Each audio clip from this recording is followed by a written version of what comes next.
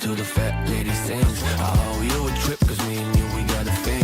My sunshine state, hair curly like a string. Just a big ol' ooh, smile, that's about all you gotta bring. So enjoy the ride, got some pillows in the Chevy. Ride or die, lean low, getting heavy. Take your time, let me know when you're ready. Couple months, I've been messing with you steady. Open for plans tonight. Lost in the afterglow. Oh, girl, your love for me keeps calling me, so I'm calling you. Lord, give me life to find. I long for your company. Oh, girl, your love for me is a part of me, my biology. So my love this up. The storm that meets the moon. I'm the silent when I'm on. Do you think you are? Who do you think you are?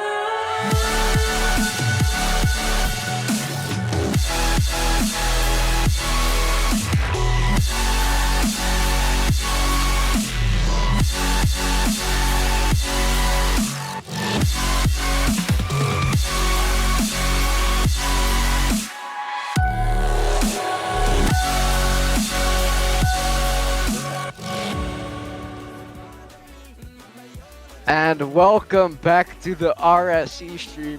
We've had our fair share of the league play, we had our fair share of playoffs, but now we're into some chill show match vibes, and we're starting it off with Prospect.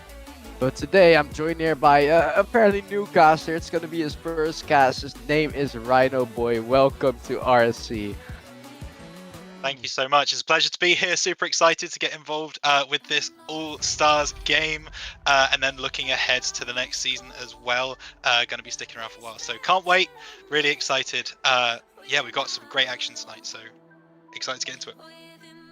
Oh yeah, and well, to get right into the action, not right into the action because we're waiting for Team Glacies here, but we've got let's just round up the starting three actually. It's gonna be Trix, Tom Bast, and False Dragon on the Glacies side, and then versus Ignis is going to be Deadly Dawn, Melty Crispy, and Gravzy, and some honorable mentions are Chomps, 1Z, Your Skill, and Stones here to round them all up. But as we're waiting for the players, I don't know. Kind of want to get your gist of it. What do you think is going to happen? You don't know these players yet, but Yeah, this is all a bit very new to me, but I will say I've seen many All-Stars games in the past, and something that I've not seen a lot of is there being two members of the same team appear in a team, let alone two of them.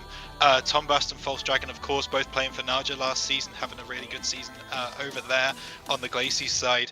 And then switching sides, it was Obscurity bringing two players as well, Deadly Dom and Melty Crispy on the Ignis side. So there's already team chemistry there for two of these players in both of these teams. So going to be really interesting to see how they fit that extra team in. I know Trixer is incredibly skillful. I know they've got crazy mechanics, so fitting in with those two players might actually lead to some really good passing plays and some really interesting work. So we'll just have to see. The Glacies look nicely set up, but so do Ignis. So it should be a really good display with two fantastic teams. What do you think, Aaron?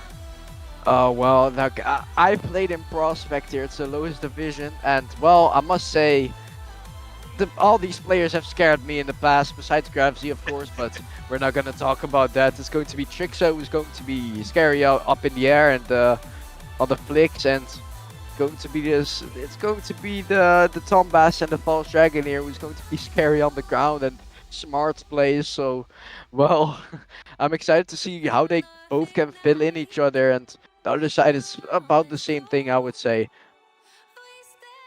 Yeah. Yep.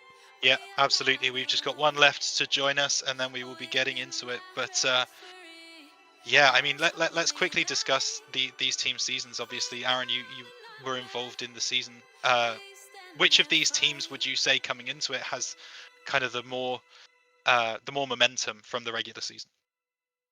Well, you see, you have Glacius and Ignis, and well, the conference that was stronger, in my opinion, was the Ignis conference with Shadow there, and well, Glacius, well, it looks,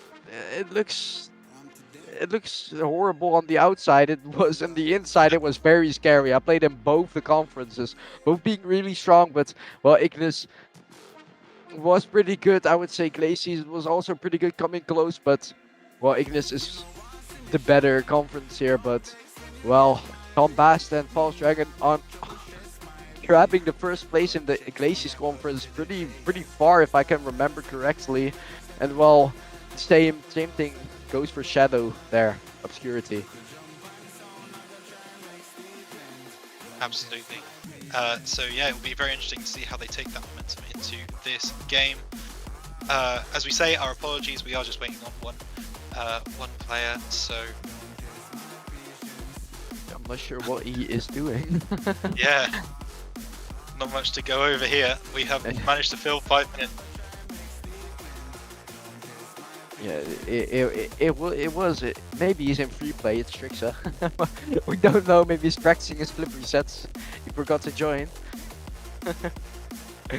But yeah, I'm not sure. Wait and see it, dude. Ah.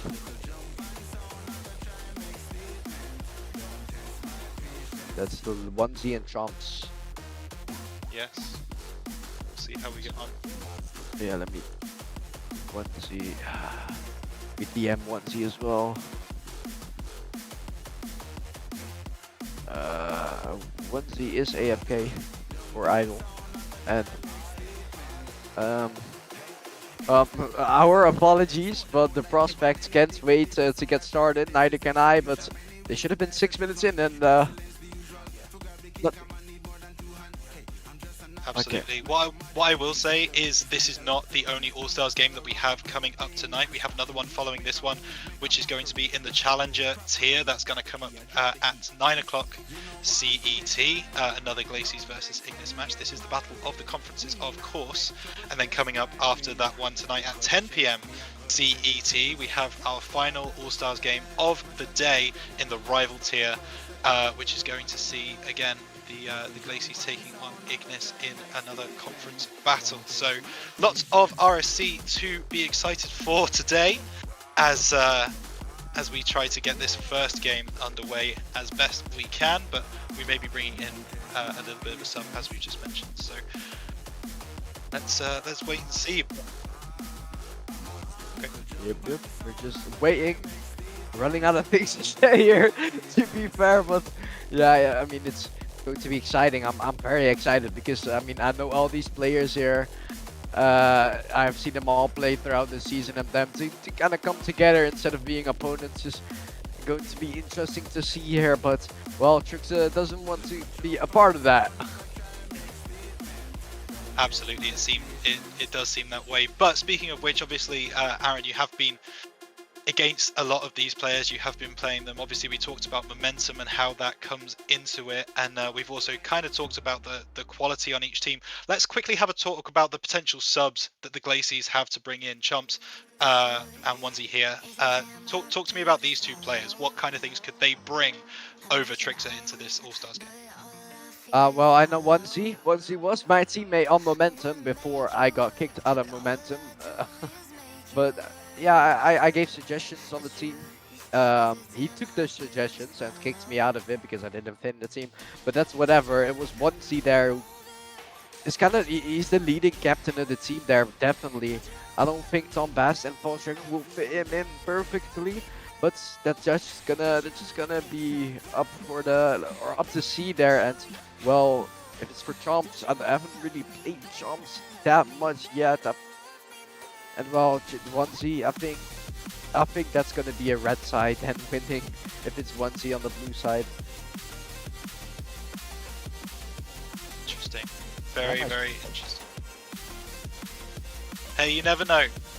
It's All-Stars. Anything can happen. People might peak when we don't expect it. So there's always a chance. There is always a chance. If you're just joining us, we have to apologize. We want to get things underway, but we are missing one player for this All-Stars match. as we say, stick around, and we will bring to you as much action as we can before the 9 o'clock CET game coming up, which is another All-Stars game from the RSC. At that time, it will be in the Rivals tier, I believe. No, Challenger tier. My apologies. Challenger, indeed. Well, Challenger, I'm very excited to cast that as well with Hosky there.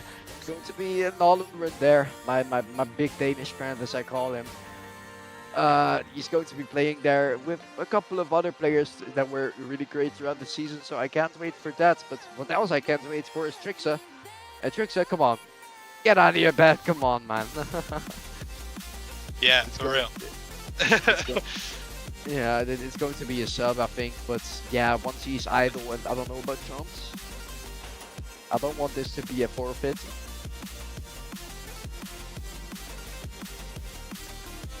Oh, good draft. Okay. Okay. What happened?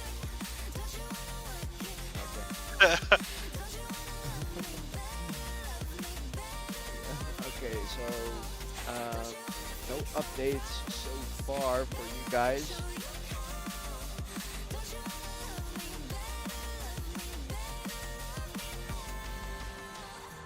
Yeah, sure. Yeah. Well, who's gonna win this? Well, depending on who's gonna join in, I think the red side are going to be sweeping this one. But we never know about the blue side and who is gonna come in there because it's Wow, still yeah. a mystery. So I'll just go for a sweep for red now. Sweep is a bold prediction. I know we have Tom Bast and False Dragon in here already, so I'm pretty sure they'll be able to get at least one on their side. So I still believe Ignis will win. I think that the strength that Obscurity showed over the course of the season was probably quite was really strong. So 2 of those teammates coming in is really cool. So I think Ignis will take it, but I'm gonna go for 4-2. I think. Perfect. 4-2 to Ignis, yeah. 4-2 red. There we go. We have all of our players in. Let's go. All right, let's go Stones. Well, Stones was on the other conference, if I'm not mistaken. Yeah, So we're having a mixed up. So we don't care about the battle of the conference. We care about the battle of who's the best player on the prospect side. But let's get it started, I guess. Here we go. We are in Stones, Tom Bast, and False Dragon going to be taking on Deadly Dom, Melty Crispy, and Gravesy. We are getting everyone into the server now for what feels like an eternity. We're eventually getting some Rocket League action, and it will be Stones taking on Melty Crispy in the kickoff. Well, that's gonna change my. Well, that's definitely gonna change my prediction here. It's not possible, but well, let's just go for the sweep here as well. Look at the sidewall in the middle. Not even gets a shot on, but it's on the backboard. You can still follow it up. Time. Pre-jump. A lot of time. Yeah, absolutely. Tom Bast with an early pre-jump there, going to try and put the pressure on Ignis as Gravesy moves forward. Going to whiff on that one, and it's a good 50 coming out from False Dragon to put this one into the middle of the park. Tom Bast going to be coming around now, going to try and put it into the middle, but Melty Crispy on the sidewall. Good block from him. Now, actually, that's a really good pass. Stonesy's going to be there. It's a great demo, but he just whiffs it, puts it off to the right-hand side. That's unfortunate, and it was a really, really good chance for Blue to get a goal on the board, but not going to happen just yet, Aaron.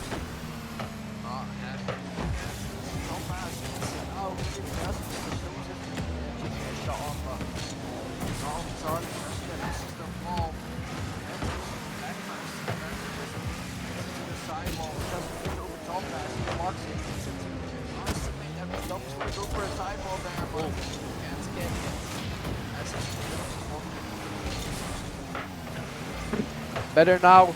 As False Dragon gets a shot, and he's in the back of the net. Wow, quick goals here. Like issues leading to a slight problem there, but we do get the first goal. False Dragon gonna hit that one off the crossbar, gonna hit off the post as well. Find its home as 1-0 to the Glacies. Neither of us backed them going into this All-Stars, but they have started incredibly well as they take the 1-0 lead, and they're going to try and make it 2. Tom Bast coming through, not quite going to find that second touch off the back wall. Good effort from him though. False Dragon flying up through the air, going to try and beat Gravesy. does in fact do that, but Melty Crispy should be there on the save and is. Except for Tombass coming back through. What a save from Melty Crispy. The aerial needed to be in place, and indeed it was. Melty Crispy desperately trying to do their best in defense, and finally they are able to clear the ball back past halfway, so that might lead to a goal as well. Gravesy on the halfway. No one back for Glacies. They really struggled to rotate there on the defense. Tombass going for boost, and that leaves the goal open, and it also leaves the scoreline all tied up at 1-1. 1-1 now indeed, as we're all equal now. Some questions might be popping into your head from who's gonna win this one, though. It's still left open as there's 3 minutes in here. There's still left in here, so well, I'm excited to see what's going to happen in the next couple of matches because well, we've got quite a couple of matches happening here, but as Deadly Dom gets in the back of the net there, it's going to be Red who's leading. It is, they've turned it around, 1-0 down, back up to 2-1, but still plenty of Rocket League left to play, just under 3 minutes on the clock. So this All-Stars match has kicked off with an absolute bang, neither team wanting to give an inch.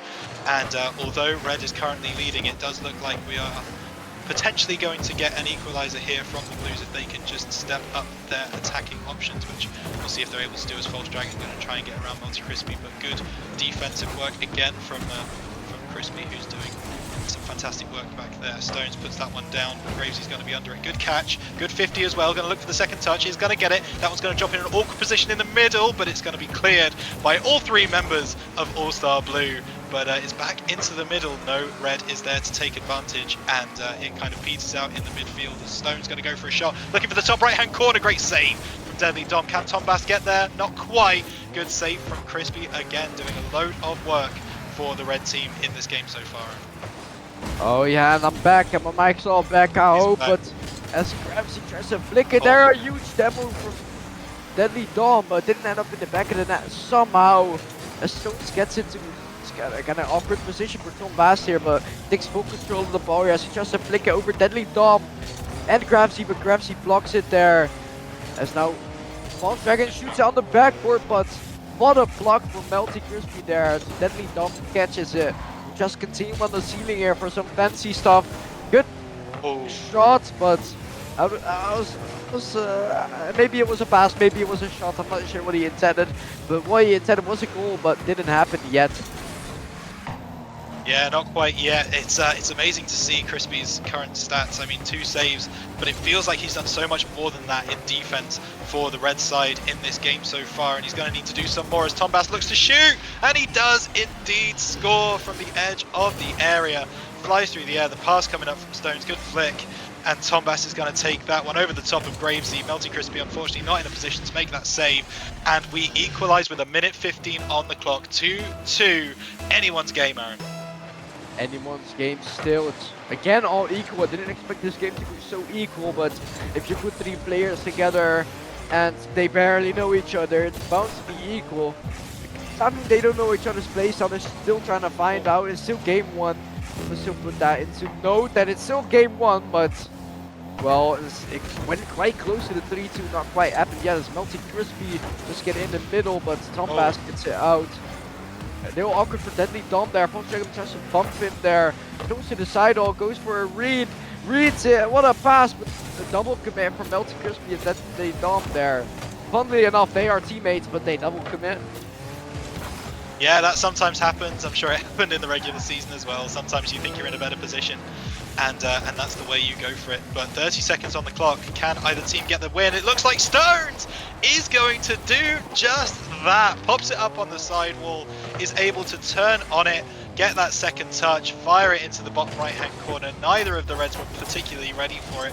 Can't get the clear, and that could be the game that gives the blue team the lead in this All-Stars game best of 7. Red weren't ready. Funny enough, a little wordplay there, but yeah, I mean, it's basically over, is it? It's 3-2. Well, only 15 seconds left on the clock, and there's 10 seconds now at Deadly Dom. Maybe just get equalized there, but Stones there takes full control of the ball. Time's ticking out, and this may be the last chance, but he screwed it. And I think that's the win. Not official. Yes, it's official. Hold Oh, up. no. Yeah, it's official. Oh. Okay. Blue win the first one in the best out of 7. 1-0 for the All-Star side in the series. And well, does that change anything of your prediction maybe? I mean, not mine. I said 4-2, so I'm still in with a chance. I think it might change yours though, Aaron, if I was to guess, as the Blues do manage to take a win. Yeah. Yeah. Big sad. Big Yeah, sad. yeah, very sad. I mean, honestly, I didn't know what I could predict when there's basically a 75 chance that there's going to be another player than you maybe thought. But let's not put that into perspective here. We don't care about the predictions. We still care about the matches that's on the line. And well, still minimum Absolutely. 3 matches here. Only challenger after this and rival. And then tomorrow you've got the big ones. But for now, it's going to be a very interesting one because a sub up from the other division who's carrying Yeah. the carrying the Glacies. That is something really interesting to look at. I mean, those scores, you saw them on your screen, all favor red, right? The top scorer favors red, second scorer favors red. So it's a really difficult position for them to be in because by all metrics, they played the better Rocket League. They just got beaten on that rotation on the defense as they tried to run backwards. So if they can tighten up in defense a little bit, maybe convert a few more of those chances that they get further up the field, then I would say there's no reason why they can't bring this one back to a 1-all scoreline for sure. But the blue team are definitely going to try their best to avoid that as they start on defense here. Gravesy moving forward. Going to knock that one into the corner. Actually going to leave it. Melty Crispy has a chance, but good 50 coming out from False Dragon, and the blue team are able to clear Tom Bast. Moving forward, going to try and get this one off the sidewall. Actually not going to go for it.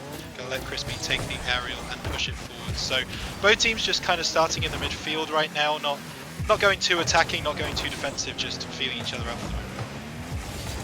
Volchek gets it in the middle, not quite. And if Melty Crispy is there to me, Grassy tries to get a redirect there. But it's too far saw, and well, there's False Dragon now is going to try to go for a dribble. Beautiful flick to Tom Bass, but he just couldn't reach it there. As Melty Crispy goes for a 50, Tom Bass wins it, and Deadly Dom just, well, prospecting, misses the ball. 1-0 for the blue side. That's so unfortunate for Deadly Dom. He was back, he was in the right position, he just wasn't quite able to get his car moving in the right way. It's a great finish from Tom Bass, fires it into the bottom left hand corner. Well, doesn't quite fire it, he more loops it, a bit of a chip over the top of the keeper, and it does fall into the goal. But I wouldn't say Reds are going to be too upset by that. They've still got quite a lot of game time left, so they just need to keep building like they have been. They definitely had more of the attacking pressure before that goal went in, so if they continue on that way, they'll definitely be fine in this game, I would suggest. My goodness, maybe not. I was trying looking for a double touch, not quite able to find it. That was very, very close though, as yeah, Reds are going to be thanking their lucky stars that went wide. Oh yeah, I think they're happy, but now as Tom Bass tries to go for a 50 mid-air there, as Deadly Dom beats him to the ball there. Grabsy goes up, but there's a miss there. Grabsy gets another touch in the middle, but Tom Bass shoots it, but not even close as Deadly Dom is there on the goal line, gets another touch.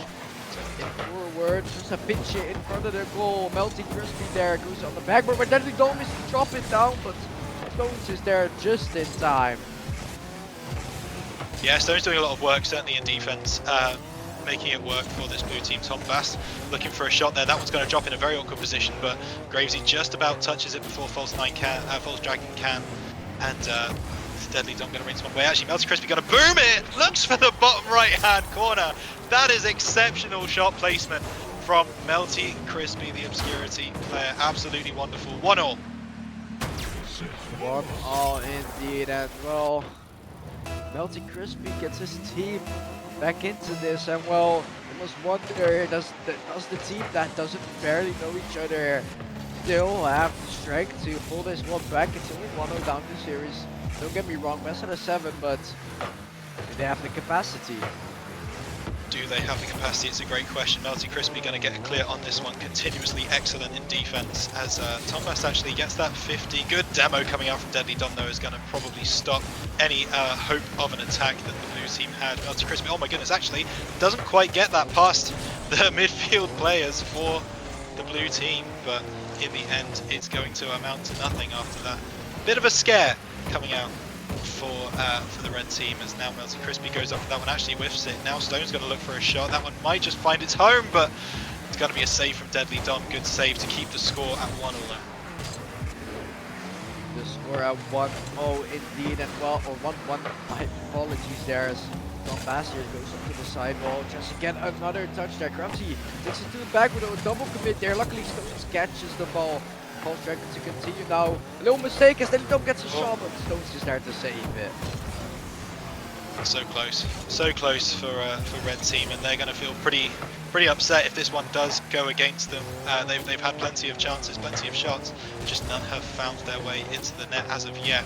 Deadly Dom going to try and change that though as he flies through the air, but it's a good save coming out from Tom Bast.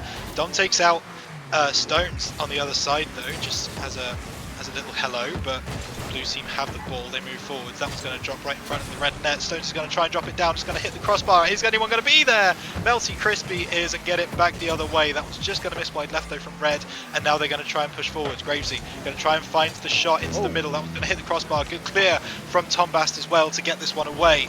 Now Tom Bast going to bring it forwards, coming around the side, around Melty Crispy, but not around Deadly Dom, who brings it forwards off the sidewall. Going to put that one up. Gravesy going to try and be there, but Stones is actually there first. Melty Crispy whiffs it, and now it's a chance for blue. Stones coming forwards, going to try and get it to Tom Bast. It's a good pass, but it's not quite going to work. It's going to hit the side wall, and False Dragon is going to try and pick this one up, Aaron.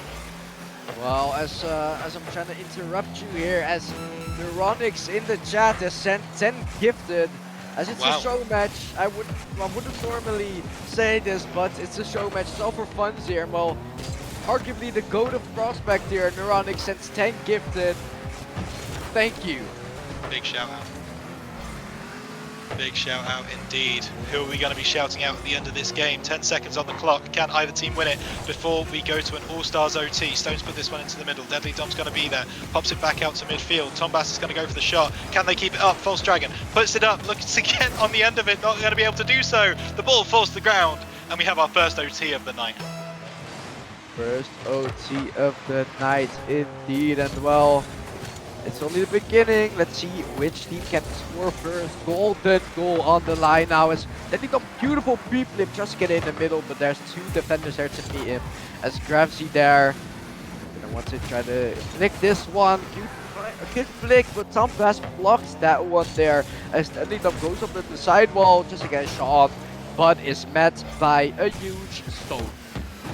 Yeah, absolutely. It was very nice from Stones, but Gravesy's going to try and bring this one away. False Dragon tries to flick it round, not able to do so. Actually, that's a nice flick over Tom Bast, but no red player is there to capitalise. False Dragon going to try and bring this one away. It's a bit awkward as Gravesy keeps it in the corner, and actually that's going to pop out awkwardly again. It's all very messy in the back corner. Deadly Dom going to try and put something on it. Melty Crispy also, but they just keep firing it over the top of the bar.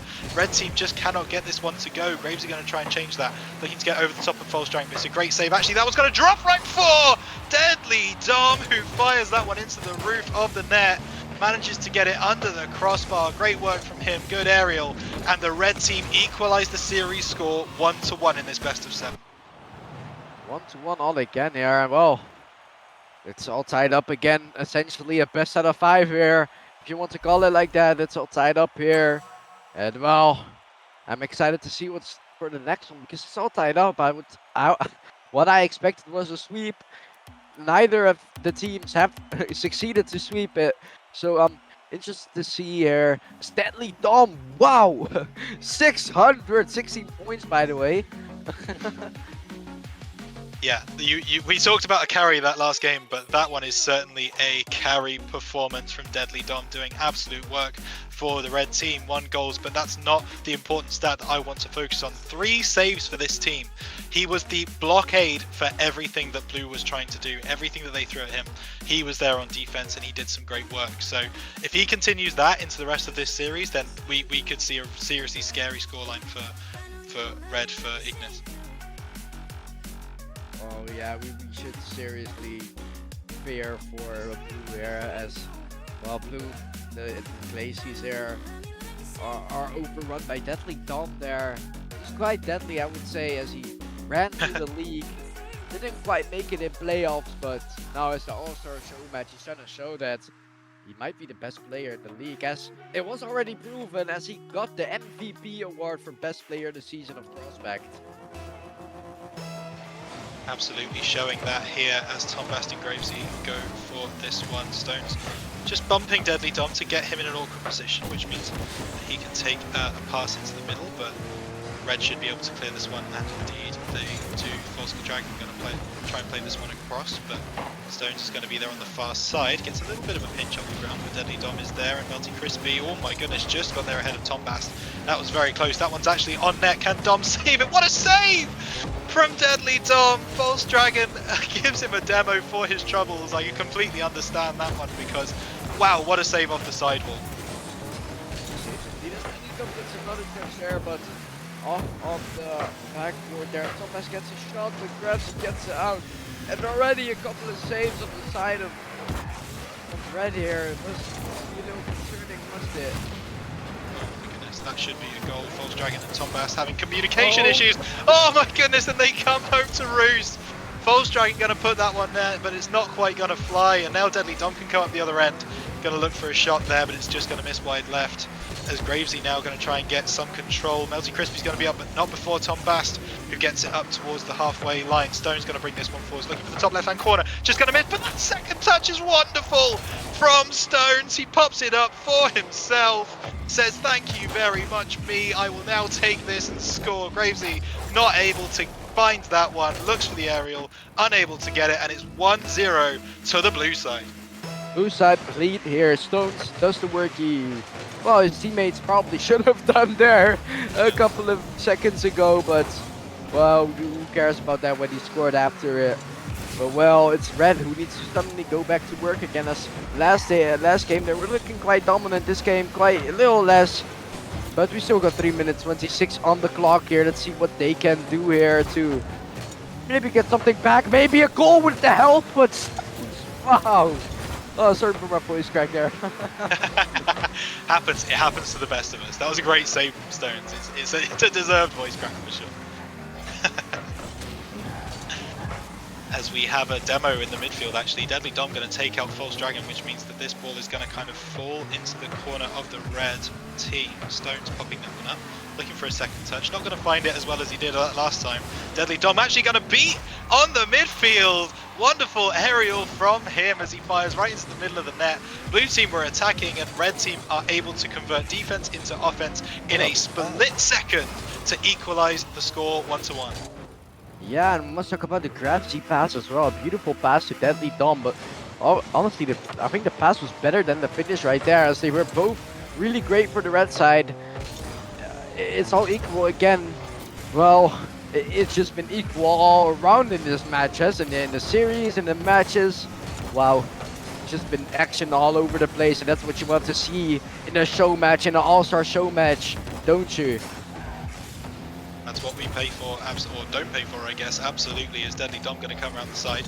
False Dragon going to stop him in his tracks. Melty Crispy going to put that one on net. Good save from Tom Bast, and Stones takes out Deadly Dom to get an offensive move going for the blue team. But Gravesy reads that really simply, actually, in the end.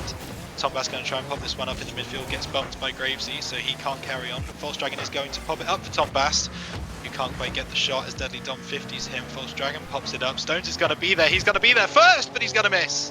Wide right, unlucky from him. Good positioning, but not able to find it. Deadly Dom needs to make that save and can't. Tom Bast puts a bit of a slower shot on net, just pops it up over the top of Gravesy.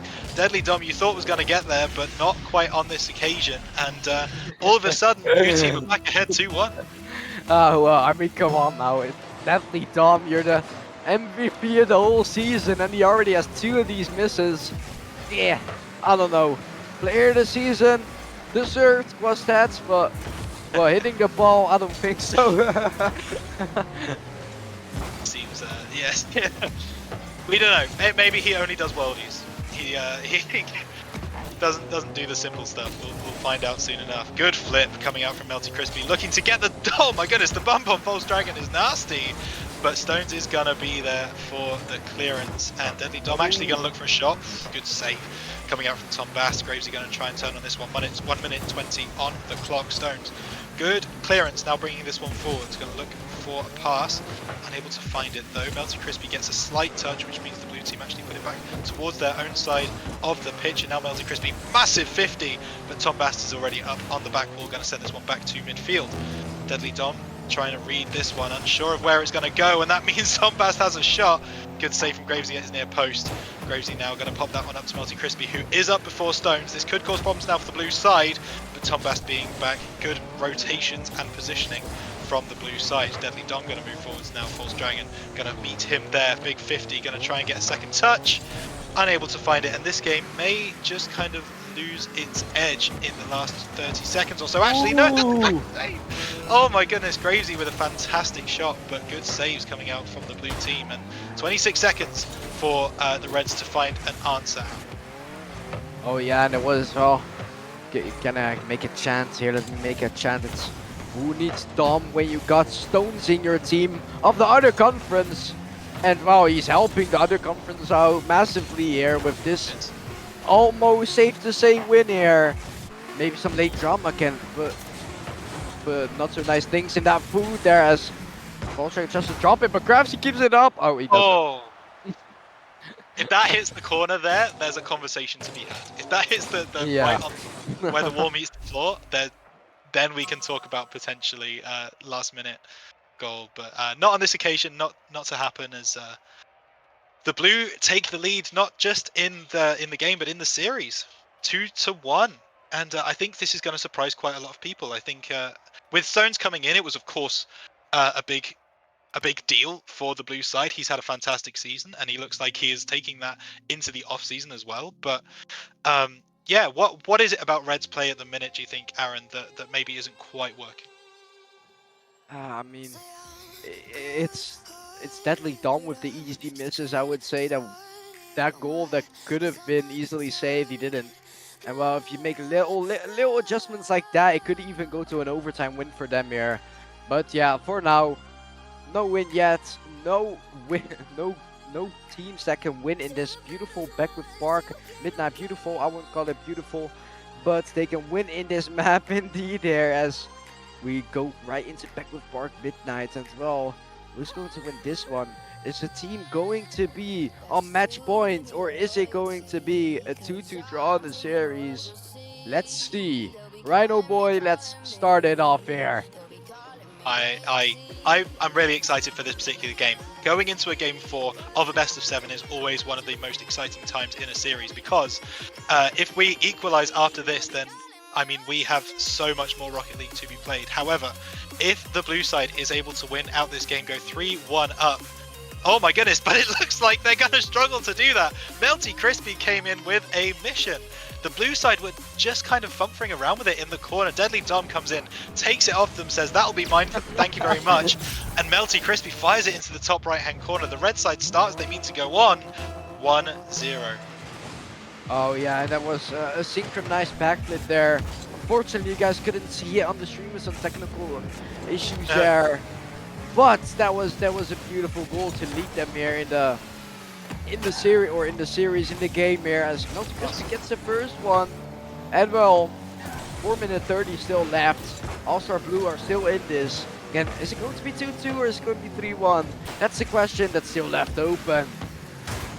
That's a question that both of these teams are trying to answer in their favour. Is Deadly Dom going to pump that one forwards? That's a wonderful boom from him. Going to look for that second touch as well. He is going to find it. It's just going to miss the top right, and now Blue might be able to take some advantage, as that ball is going to drop right in front of the net. But Gravesy is going to bring it away, looking to get it over the top of False Dragon. Is able to, but pushes it over into the corner, which means that the attack kind of dies off. Stones looking to try a dribbling play coming out of the corner. Actually, that one's going to pop up really nicely for Deadly Dom to fire. He's going to miss, but Gravesy's there on the bounce for the second of the game, and they want their second of the series, Aaron. Second of the series, and well, it's looking good for them here, Rhino. I mean, they have gotten 2 goals already. They're looking for the 2-2 draw in the equalizer in the series here, and well, I think they're gonna get it if they keep on playing like this, but Tallback Stones and False Dragon aren't going to let that so easily unless they make mistakes like this. False Dragon go up, but a 50 in the middle. Tallback gets into False Dragon, can drop it down, but Melty Crispy slices right between that. Crispy playing incredibly well, now putting this one on net, not going to find it on this occasion, and Tom Bass doing what he does so often, booming it back downfield in favour of the blue side. Now Stones, oh Gravesy, that's a wonderful pop, going to get up for the second and third touch as well, going to try and get this one off the side, not going to find it, and False Dragon puts this one back onto midfield, but Deadly Dom going to try and keep the pressure up for the red side. Stone's going to put that one in the middle. Actually, Tom Bass should be up for that. That one's on net. Gravesy has to make a save, and indeed he does as he starts running back towards his own net, looking for the second one as well. Game's not going to give him the save for that, but I certainly am, because that's two really important plays coming out from Gravesy to keep the score at 2-0. Sorry, I'm past you an awkward time. Carry on. It's fine, man. It's fine. It's 2-0. And well, oh, maybe a 3-0 already as Melty Crispy gets it in an awkward position for the keeper there to get it out. And well, it's a shot. Shot shouldn't go in, but in Prospect it goes in. So, well, here you have it. Prospect All-Star at its finest. 3-0. Almost about to be 2-2 in the series. Exciting games here. Yeah, it certainly seems it's going to go that way, although it is worth mentioning that we still have over half of the game left to play, so still plenty of time for the blue side to get back into it, and that's exactly what Stones wants to do. Gets the challenge in the midfield, going to pop it up into the middle. Now, False Dragon not going to be able to get there over the top of Melty Crispy. However, Tom Bass keeps the pressure on, another ball into the middle, but this time Melty Crispy is the one to clear it away. Stones, good challenge on Gravesy, and actually False Dragon's going to be up over the top of all of the red side. He's going to look for the second touch in the air. Great technical ability from False Dragon, but unable to find it on target, and now the red side going to try and push forward. Melty Crispy around Stones. Actually no, Stones is going to win it, but Gravesy pushing forwards. The ball is just going to kind of fly over onto the other side of the pitch, where Deadly Dom is going to pick it up, looking for the second touch as well, not able to find it on this occasion. Tom Bass, that's an excellent pass up to Stones. That one's not quite going to find its home, but Tom Bass might just hit it, and so it does, but not quite. Good save coming out from Gravesy.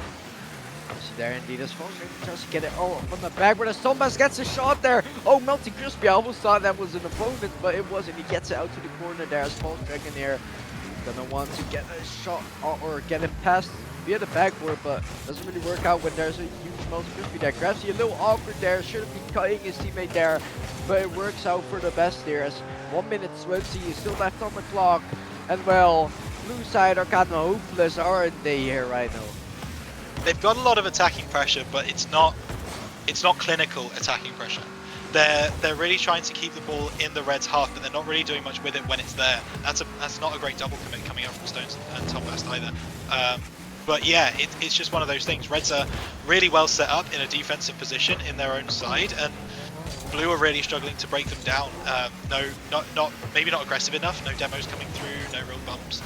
As False Dragon actually gets that one around Melty Crispy, who's been a stalwart in defense, but Deadly Dom going to bring this one away with 40 seconds on the clock. We can pretty much wrap this game up as we are going to have a tied up series. Tied up series indeed as well. 30 seconds. I mean, one goal at 10 seconds, maybe, but maybe it's gonna turn into 4 goals that they need to score. And well, I think it's safe to say it's a nil in the coffin, isn't it? It's a dagger in the coffin there. It's done for 4-0, and well, let them just think about game 5. Or game 4 is not their game there for the blue side. Absolutely, and sometimes it's preferable to lose a game in this way. Like, I know that sounds really counterintuitive, but sometimes you can kind of just say, you know what, it wasn't our game, we can mentally reset, we can go again next game, and we can almost forget entirely about the game, although obviously try and remember what you did wrong in a way to try and improve. But we often find that it's easier for teams to come back from a 4-0 or a 5-0 than it is from a 2-1 or a 3-2, a really close game, because your mental is a little bit more shot from those kinds of games, because you're like, oh, we still played well, but we still lost. That kind of sucks. Whereas here, it's like, nope, we had a bad game. We can accept that. We can move on into the next game, and that's exactly what All-Star Blue are going to have to do. Oh yeah, I mean the blue side here are looking strong here, but the red, come on now, they were dominant this game, and if that is Gravzy's ping, I don't think he was doing so great, but that is not his ping, it's a No. glitch, but let's be fair here, come on now, it's going to be game 5 ender here, it's going to be Red here, who's still going to be dominant in that next game, I think, and well, to get 2 hit, maybe Blue are going to pull one back, but if they do, I would be surprised as well. If they do, you know me, game 7 is about to happen if they win the next one. Hey, I'm all for a game 7. That's what we watch All Stars for. We want to see as much entertainment as possible. So 7 games is what we're looking for in this particular one. But yeah, I mean, if if the red team are able to continue what they were just able to do in that last game, I mean, they dominated for most of that game. It's also worth mentioning the lowest score on red is actually higher than the highest score on blue, which is not something that you want to see if you are a fan of the Glacies conference. But for now, that is the situation.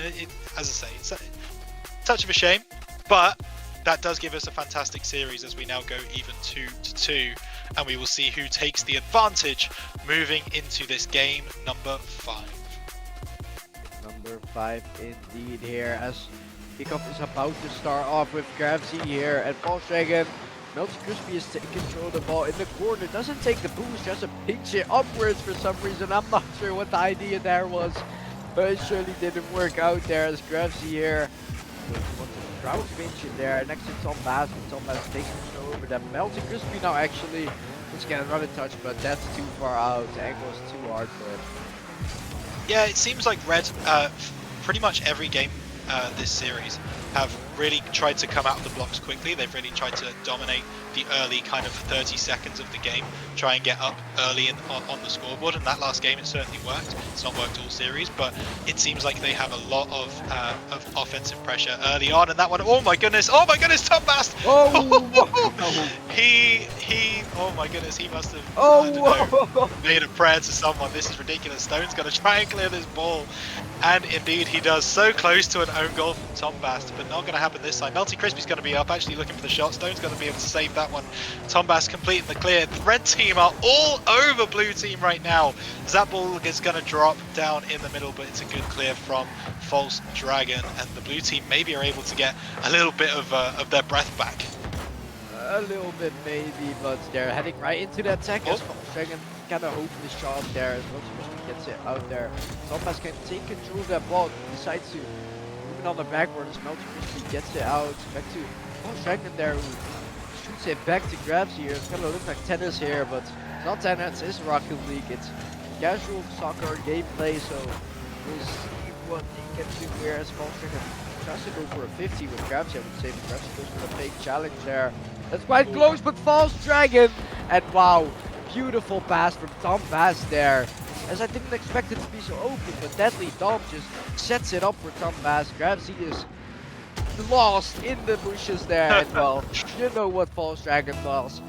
Wow, goal back into that air. Yeah, I just sat back in my chair and clapped at that one. That's a fantastic pass. Great finish as well from False Dragon. I mean, good vision, good idea on the play, and that's kind of the first real like passing play we've seen in this series, and looks like we were almost about to get another one. What a save from Tom Bass to keep the score at 1-0. Gravesy gonna move forwards, gonna try and put that one on net, gets the bump onto False Dragon, puts it back to Deadly Dom, who fires into the top left hand corner, but it's gonna miss, but Melty Crispy is gonna be there on the bounce, and he converts. So close from Deadly Dom, unable to find it, but Melty Crispy was running in for the tap in. 1-1. 1-1 indeed, and it's all equal again and again and again, and well, game 5 here is looking excited as it is, but well, game 5 is it? I mean, game 5 is, it's always exciting, isn't it? As it's a best out of 5, game 5 best game there, or if it's a best out of 7, I would say pretty much close to a game decider there is always exciting. Absolutely great. Oh my goodness, Gravesy almost able to get that aerial, came from downtown, but unable to get that one to go, and now Gravesy gonna pick this one up. Good catch, good flick as well. Looking to get over the top of False Dragon as well. Does look for the top corner. Tom Bast prevents the goal that probably would have been clipped up and sent in the Discord server. I'm pretty sure of that. Stone's moving forwards now, going to try and get it over the top of Gravesy, but not this time. False Dragon, good catch, pushing it out to the side. Oh, gets demoed for his troubles though. Gravesy gonna get that demo, and Melty Crispy pops it up for Deadly Dom to fire into the top left-hand corner. More passing from the Reds, more aggression, more offense, more goals. 2-1. 2-1 indeed, and well, it kind of looks like it's going to Red here as well. They grab the upper hand here in the approximately 3-minute range here, as they might get another one here, but Tom Bass is already back rotated. There's a 50 there in the middle half, as Stones can try to beat Gravesy there. Doesn't know yet, as Stones gets in the middle. I don't think that's gonna be a chance unless it's a double commit. Leaves a 1v1 between Foster and Gravesy. Teammates are back though. Stones gets in back in the net. No, he does not. Wow, that was close, but it did not happen, quite frankly here. As Stones is gonna want to set up another attack here. Melty Crispy gets into the side corner, and well, I'm not sure what to think of that, Rhino. I probably think they're thinking it should be 2-2. That was a really good opportunity for the Blues. Actually, they've got another one, but Deadly Dom's going to be there on the save. Good work from him, as he does not let that one by. Tom Bass going to try and put this one into the corner. Unable to do so just yet. Actually, all three of the Blues looking a bit stumped there, but tell you who's not, it's False Dragon. That one's just going to hit the crossbar. So close for the Blues side, but again, they just can't quite get this ball to fall in the net of the Reds, and that's part of their problem. Actually, that's a big demo coming out from Tom Bast, but Deadly Dom is going to be their fantastic 50 to move this ball forwards and away from his side's net, and that's exactly what he's going to do. Actually, Stones pops that one up. Oh my goodness, False Dragon! He's not going to be there, but Gravesy is. I need to re-watch this real quick. Stonesy pops that up. Gravesy going to look to get the save, but actually doesn't quite get the touch that he wanted to on it, and fires it into the top left-hand corner of his own net. 30 seconds on the clock, Aaron. 2-2. Just so anticlimactic. I mean, come on now, Gravesy. He's made 2 mistakes like this, and it cost him 2 goals already. And come on now, it would have been 2-0 for them if they didn't happen. But Gravesy is gonna want to. I mean, I said it at the beginning before the stream. He doesn't deserve to be here. I'm sorry, Gravesy. Probably lovely lad, but you don't deserve to be on this pitch. Well, we will see if that is the case, because if he ends up on the winning side, then maybe that's not the case. But Melty Crispy not quite going to keep that one up, and we go to, I believe, our second OT of the night. Deadly Dom going to take on Tom Bast on the kickoff, and Melty Crispy going to try and pick this one up. It's a massive challenge from False Dragon, though, to put this one forward. Actually, Gravesy, that's not a great touch. Melty Crispy coming behind the net, though. Stone's going to drop it down for Tom Bast, who's going to take a shot, looking for the top left-hand corner. Not going to be able to find it. It's bumped out into an awful position for the red side, but False Dragon can't put that one on net, and they survive just for the moment, Aaron. Oh yeah, False Dragon is but that was always a game decider there. Tom Bass shoots it again, and now Deadly Dom gets it. Oh, False Dragon there. Gravesy there, trying to continue it here. What is he doing? I'm sorry. He isn't quite able to make that one stick. That's I think what we're trying to say there is Melty Crispy coming forwards, looking to put it into the corner. False Dragon going to be up though, should be able to get this one to go, and does get it over one. Not quite over the top of Gravesy though, who makes it work. It's a big miscommunication for the Blues. It's a chance for Deadly Dom, but oh my goodness, what a save! False Dragon falling off the sidewall is just about going to be able to keep the Blues side in this game. And we've seen some crazy plays so far in this All-Stars, some for better, some for worse, but oh my goodness, actually that one is going to find its home. Stone's going to fire that one into the top right-hand corner and dash any hopes I had of getting my prediction right. Big sad for me, but Stones is able to get that goal. Makes it Glacy's 3, Ignis 2 in the series. Oh well, Glacy's up here by a player that is not in their conference. Well, It's yeah. basically Team Naja plus one Ignis player here, but we don't care about that. We still care about the action that's happening on the field. And well, what I called a couple of minutes ago, Game 7, yeah, Game 6 Neo Tokyo, we can't even look at that. It's going to be a win for Red here. And well, Game 7, is full of questions still. But you know I'm calling it. Game 7 is upon us here, Rhino. Not upon us yet quite, but But yeah, almost. I would say 99%. I would suggest that game that we've just had was actually probably our closest of the entire series. Both teams put up a really good fight. There was no team that I looked at and went, they are so clearly winning this particular game. Blue managed to win it out in the end, and maybe they did look slightly better, but it was like 51%, 49%, right? So tight between the two sides, which if we get that moving forward, certainly into this next game number 6, that's going to make for some more really exciting Rocket League, which we've been treated to so far tonight.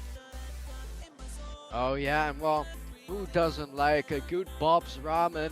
As we head into Neo Tokyo. And well, Neo Tokyo, Bob's Ramen. Kinda hungry right now. Can't focus on that now. So getting game 6 here, and well, game 6, it's either the heartbreak moments or the moments of happiness that they're not going into game 7.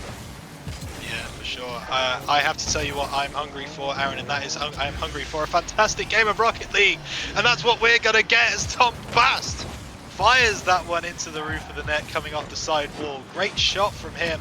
Red team was simply not ready for it, and yeah, it bumps off the crossbar, falls into the net. 1-0 to the Blues, and they could win the series right here, right now. Oh yeah, they could definitely do it right here, right now, Rhino, as well. They might look for a second there as they don't get it quite. Yes, Volkswagen tries to get it. On the backward there, but Volkswagen is there to get it. I want a bump there for Volkswagen as well. Stones grabs the second one. Game 7 is looking far more out of reach as it was.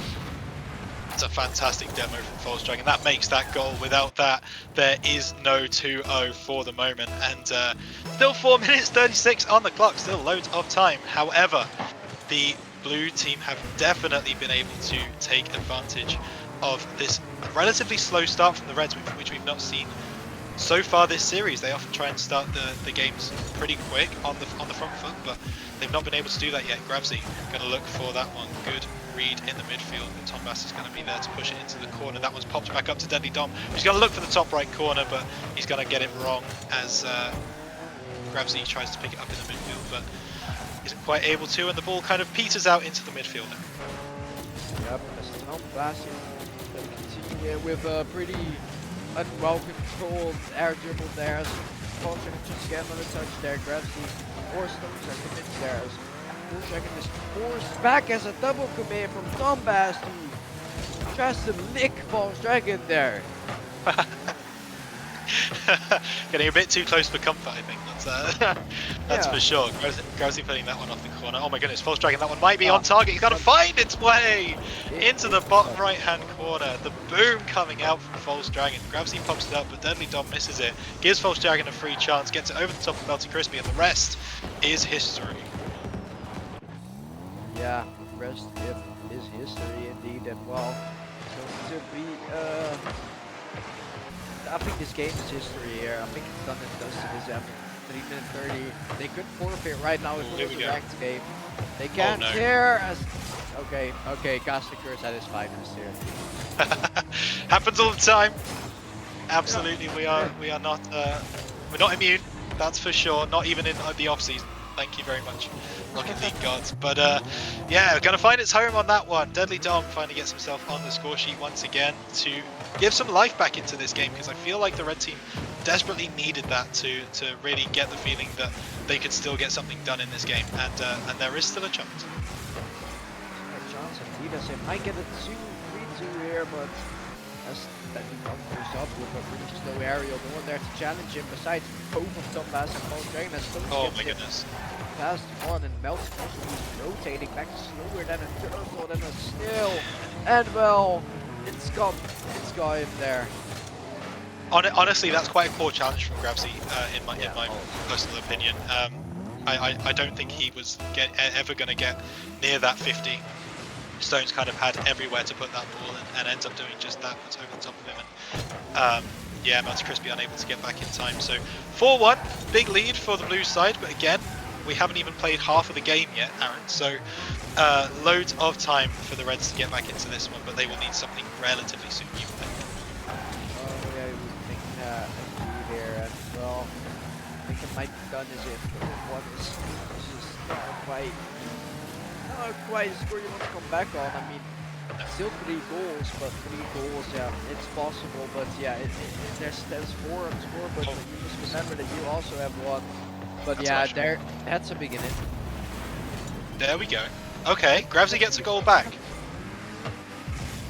4-2. The scoreline is now only a 2-goal lead for the blue side. 2 minutes 20 on the clock. As we say, stranger things have happened. There is still plenty of time, and if the blue teams start to feel the pressure of the fact that they could win the series right here, right now, and maybe start to play a bit more defensive, try to stall the game out a little bit, that could lead to some problems in its own right. So we'll see if that happens. Actually, they're going to try and keep going with the offense.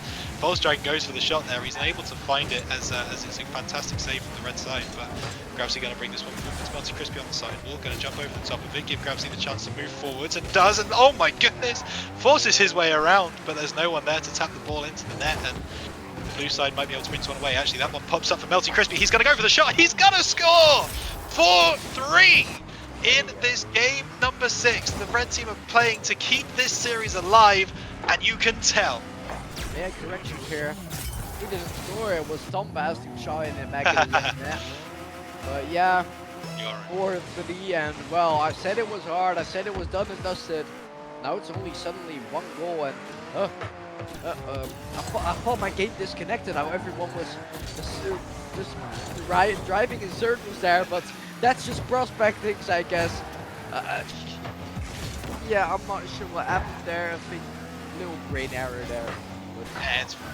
Melty Crispy actually, not having a brain error, going to go for that top right hand corner, but does get saved in the end. And this is the part where nerves might start to kick in for the blue side. 4-3, 1 minute 15 on the clock. They need to keep this victory. Actually, they are going to do just that. False Dragon fires it from his own half and gets it over the top of Melty Crispy, who's trying desperately to get back, but not quickly enough.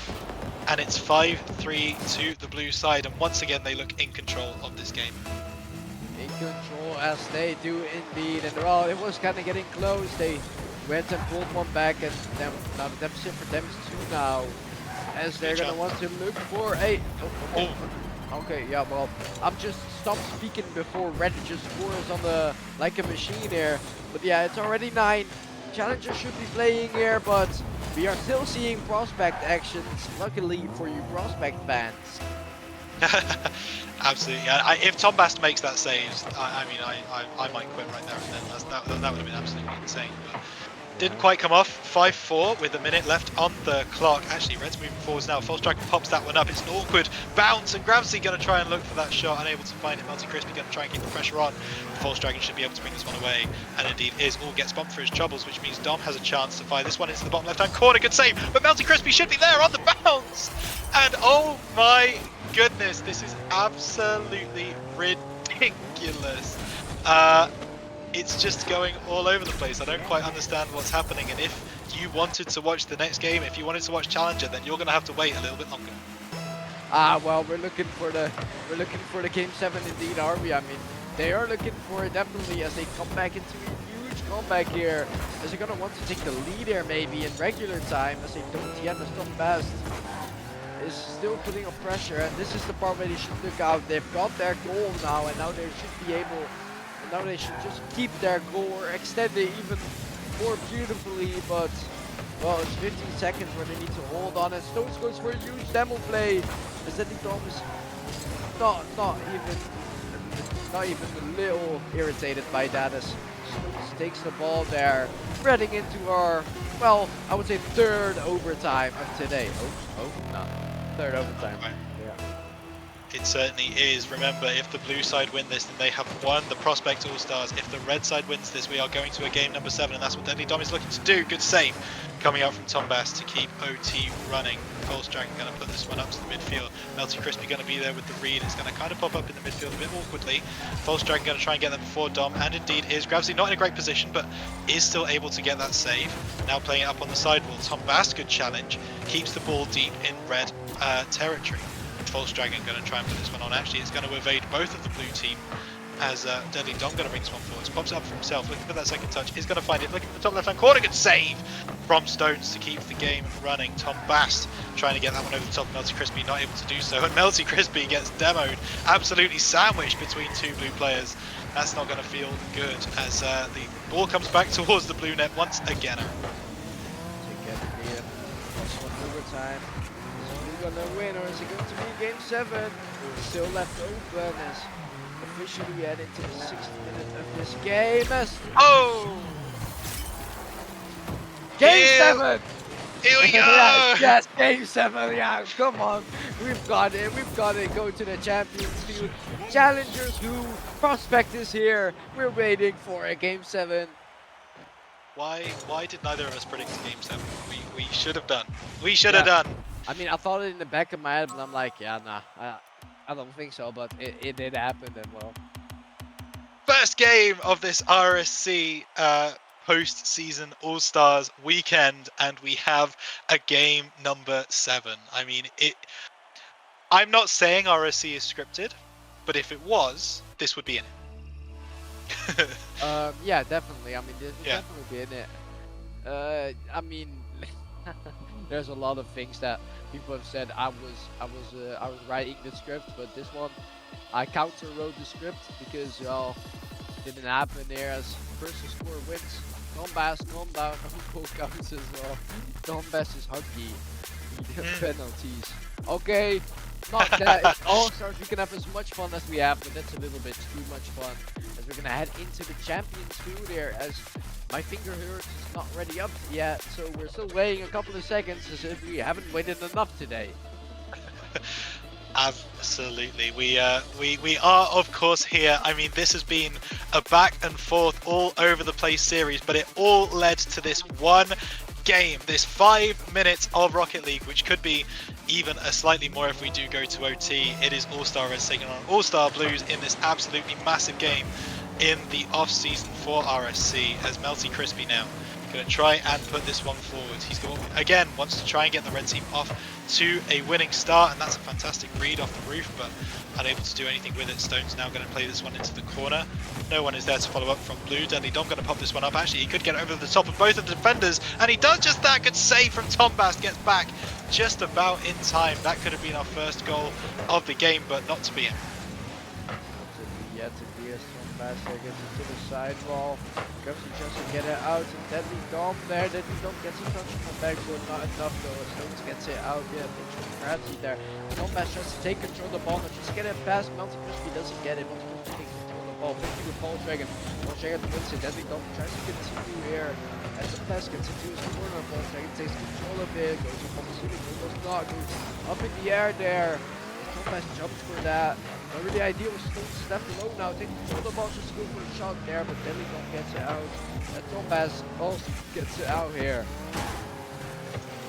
Yeah, super close game. Neither team really wanting to overextend. Actually, Deadly Dom going to put that one on net. Good save coming out from False Dragon though to make sure that ball doesn't find its way into the blue net. Good work. And oh, Tom Bast miscommunication with Stones, and now this is awkward for the blue side, but they end up just about being able to get away with it. And False Dragon is going to push this one forwards. Good save from Grabsy. Actually, he lets it, puts it down straight for False Dragon.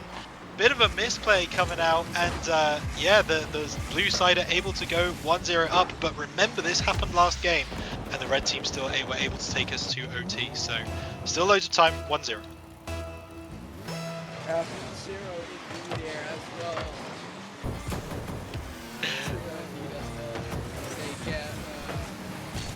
They get right back into the action.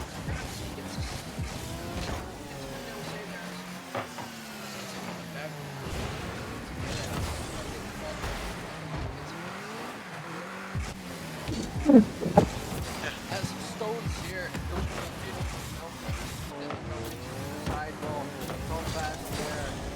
This is the ball huge as False Dragon takes the second one in the back of the net for their favor.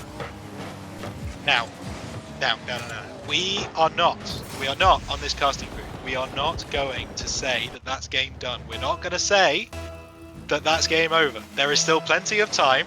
We've fallen into this trap before, all right? And that's not what we're going to do. Blue team 2-0 up, looking good right now, but that can all change as Gravsy moves forwards, looking for the top left-hand corner, not quite able to get the second touch. Oh my goodness! What a save from Tombast. He was just happened to be in the right place at the right time. But Deadly Dom is going to try and get this one on net. It's going to drop. It's not quite going to drop right, though, if you are an Ignis fan. As, oh my goodness, Glacies get away with absolute murder with that one.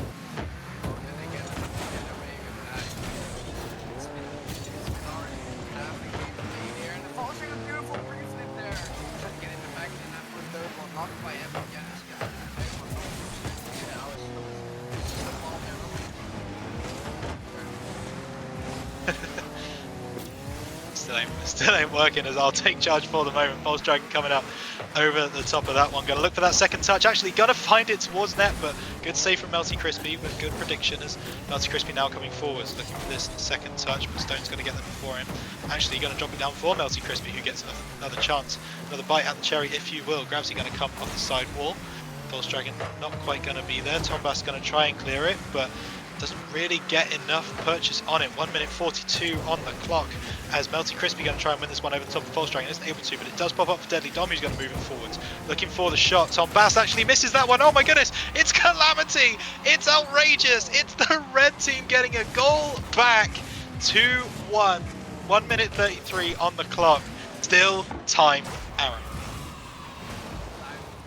Well, this time we didn't say they were already won. This time we haven't cast the cursor. This time they've done it themselves. As 2-1 here is the scoreboard in the definitely last game here.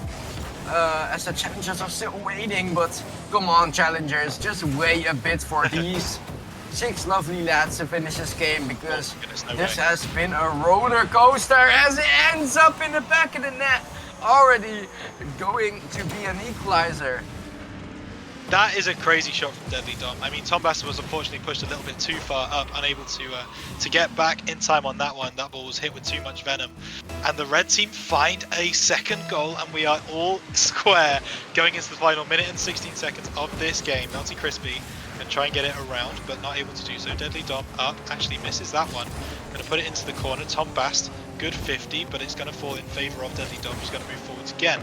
Stones getting a good challenge. False puts it into the corner. This one's going to drop right in front of the Reds net, and it's going to be Tombast who is there and does not look a gift horse in the mouth.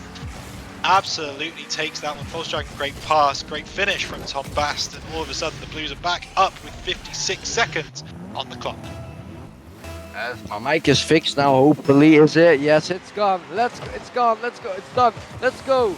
Okay, we're running right back into the Game 7 action as Deadly Dom gets it out to False Dragon. False Dragon pops it up there. No teammate there besides Tombast to get it again. To maybe get the 4th one there. Deadly Dom really awkward there. MVP. I don't think so. As almost the 3-3 is there. But it's not quite yet. 4-3 to my apologies there as Stones gets it in the middle. Tries to get a flip recess. Tombast gets it up to the backboard. False Dragon pops it up. Melty Crispy takes control of the ball, gets it to the corner there. Stones, not quite yet there. 50 not quite in front of the goals. Deadly Dom goes for a 50, but it ends up in False Dragon's ways. Absolutely, 10 seconds on the clock. Are Red Team going to be able to get anything to go with this one? Deadly Dom pushes it over to the side. Going to look for that second touch to get it on net, but actually False Dragon with a fantastic read. 1 second on the clock. Ball pops up.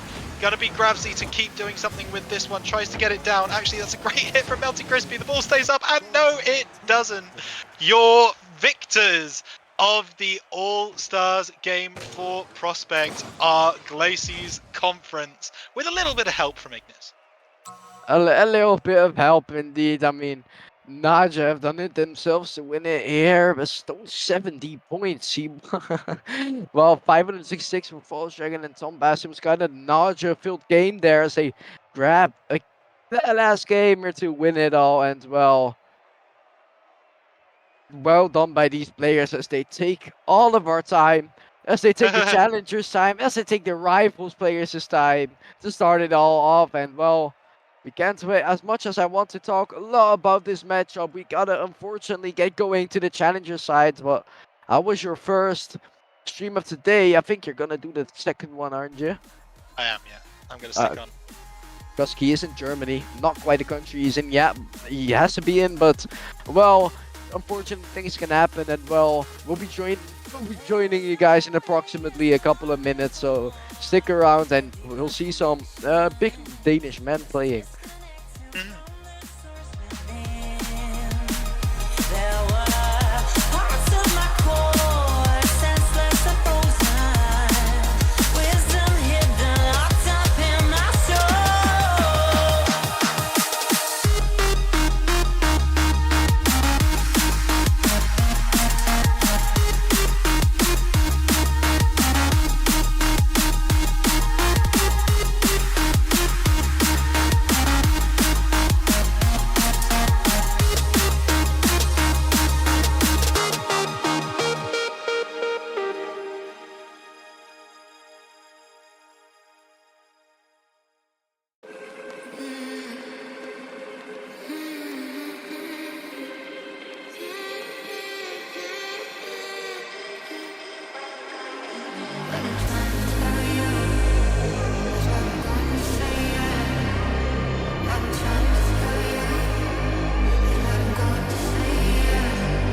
If you don't hear from me, there's nothing to say. If you're not here with me, just stay away. If you're not here with me, I don't wanna be found. If you're not here for me, I don't wanna be found. I don't wanna be. I don't wanna be. I don't wanna be.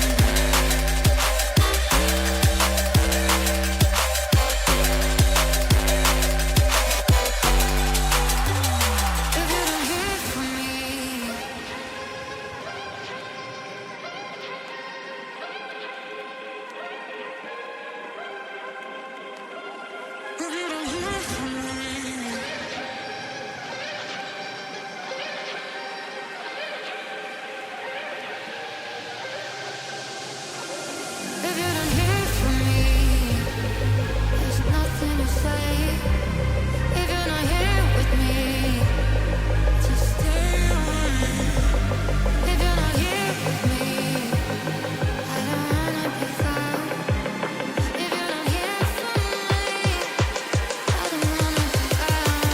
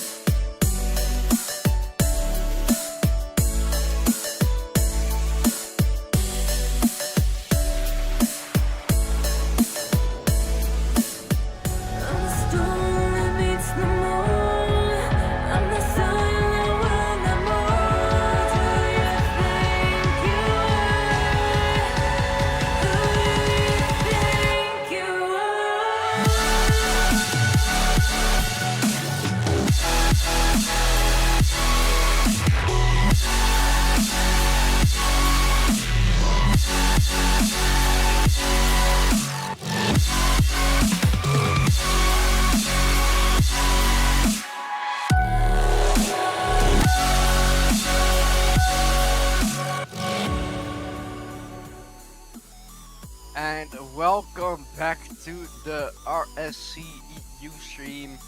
We have got Challenger in the All-Star show matches now, as we just got off a pretty nerve-wracking Game 7 for the players there, but as we're gonna head right into a little higher tier, going into Challenger with, well, some huge giants in there. Why don't you really quickly get them sorted, Rhino?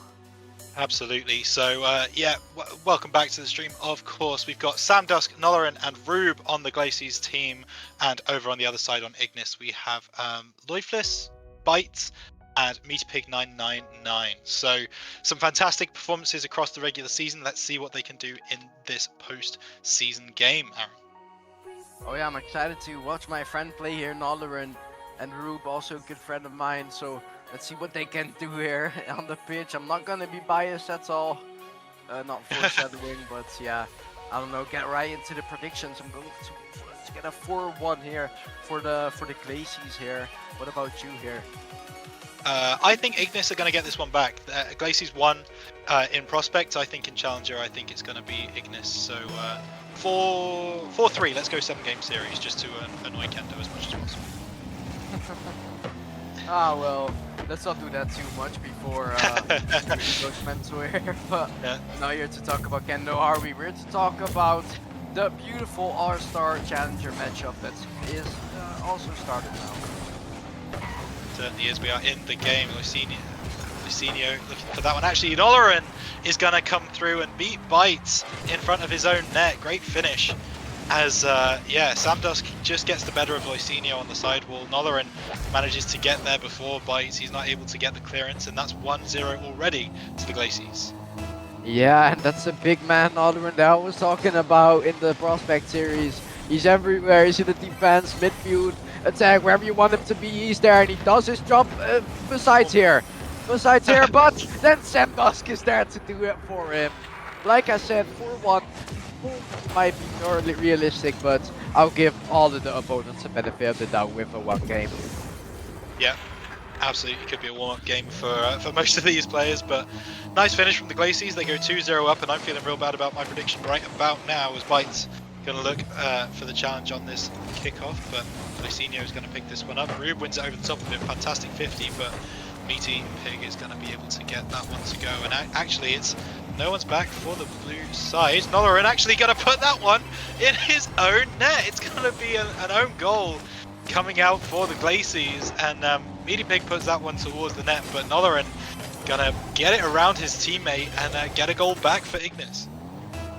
Well, as he does, he can score in the other side. He can also score on his own side. I mean, he's shown that he can do everything and also score own goals. But now he's gonna show a beautiful double tap. Flip reset, maybe. Okay, fake flip reset. That just goes in the back of the net because they're better.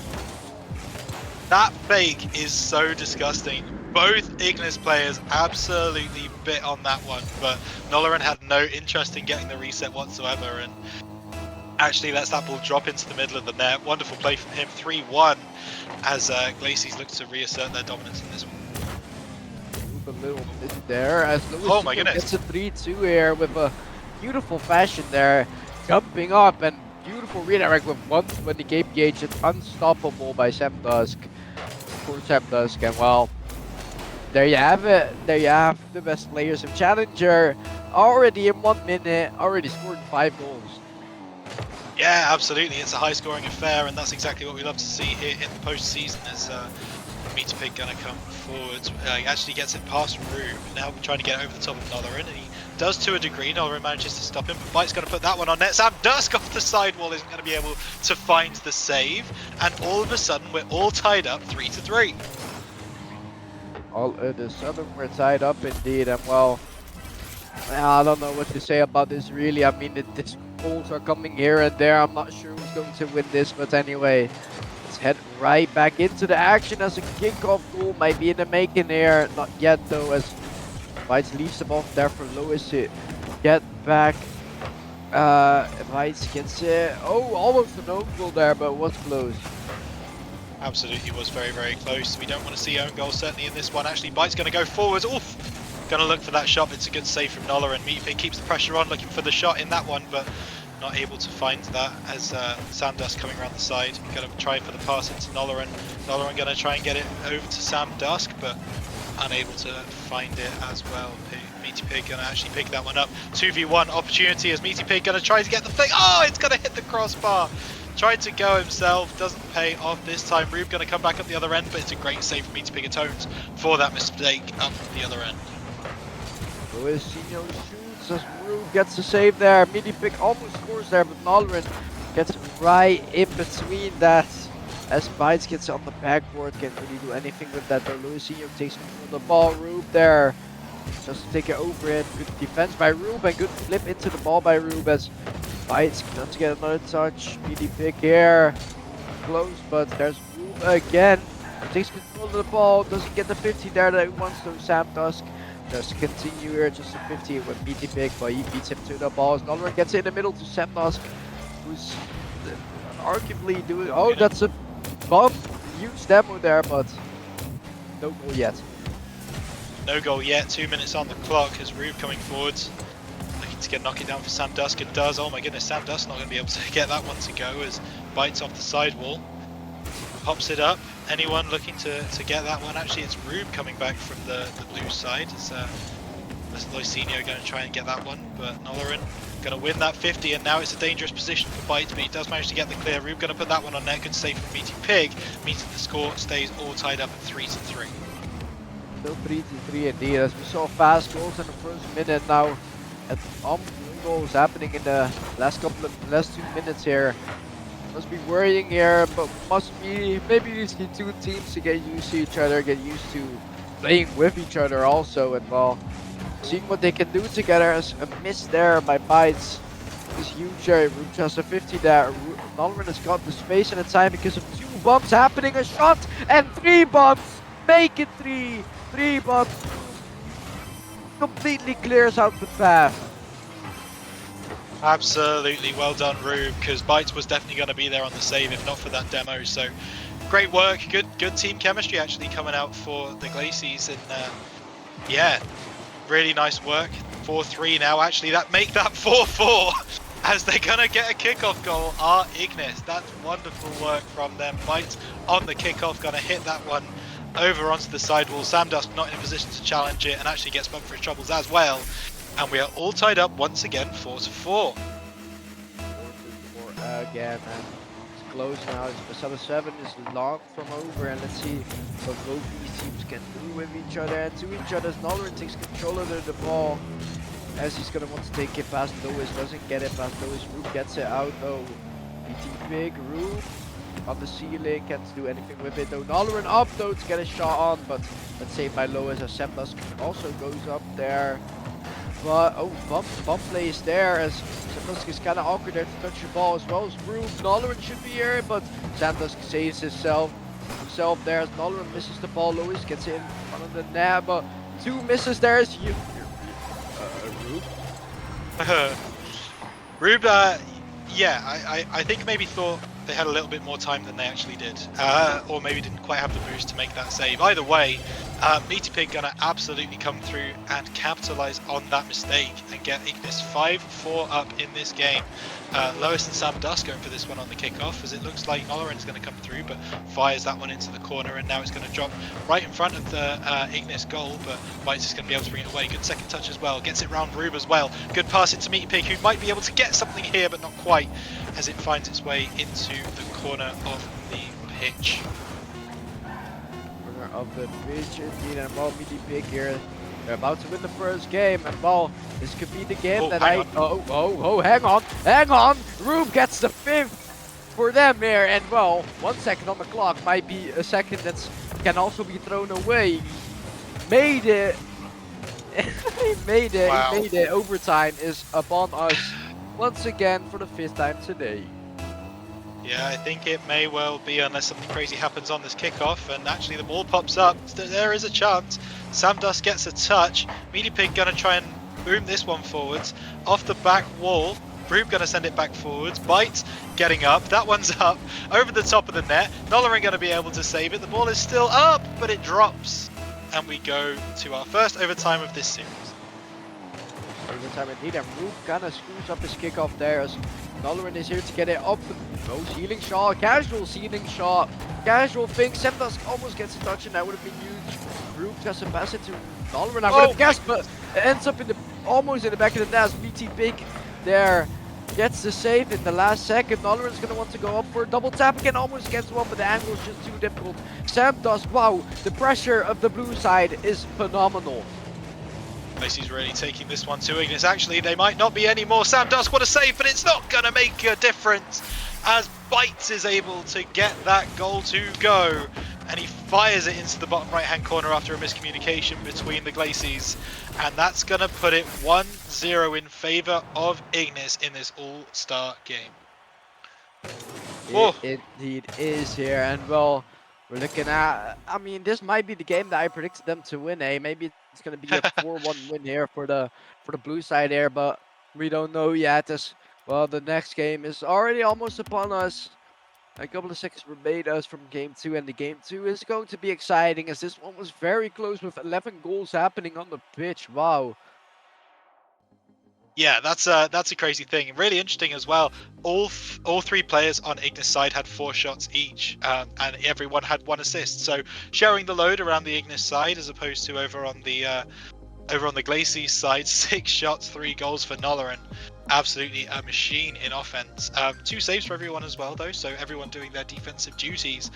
But yeah, it just went towards the Ignis side, and we will see if that continues as we move into game number 2. Remember, folks, this is a best of 7, so first to 4 essentially in this series. So Ignis will need to win another 3 in this series if they are to win the All-Star game for Challenger tier.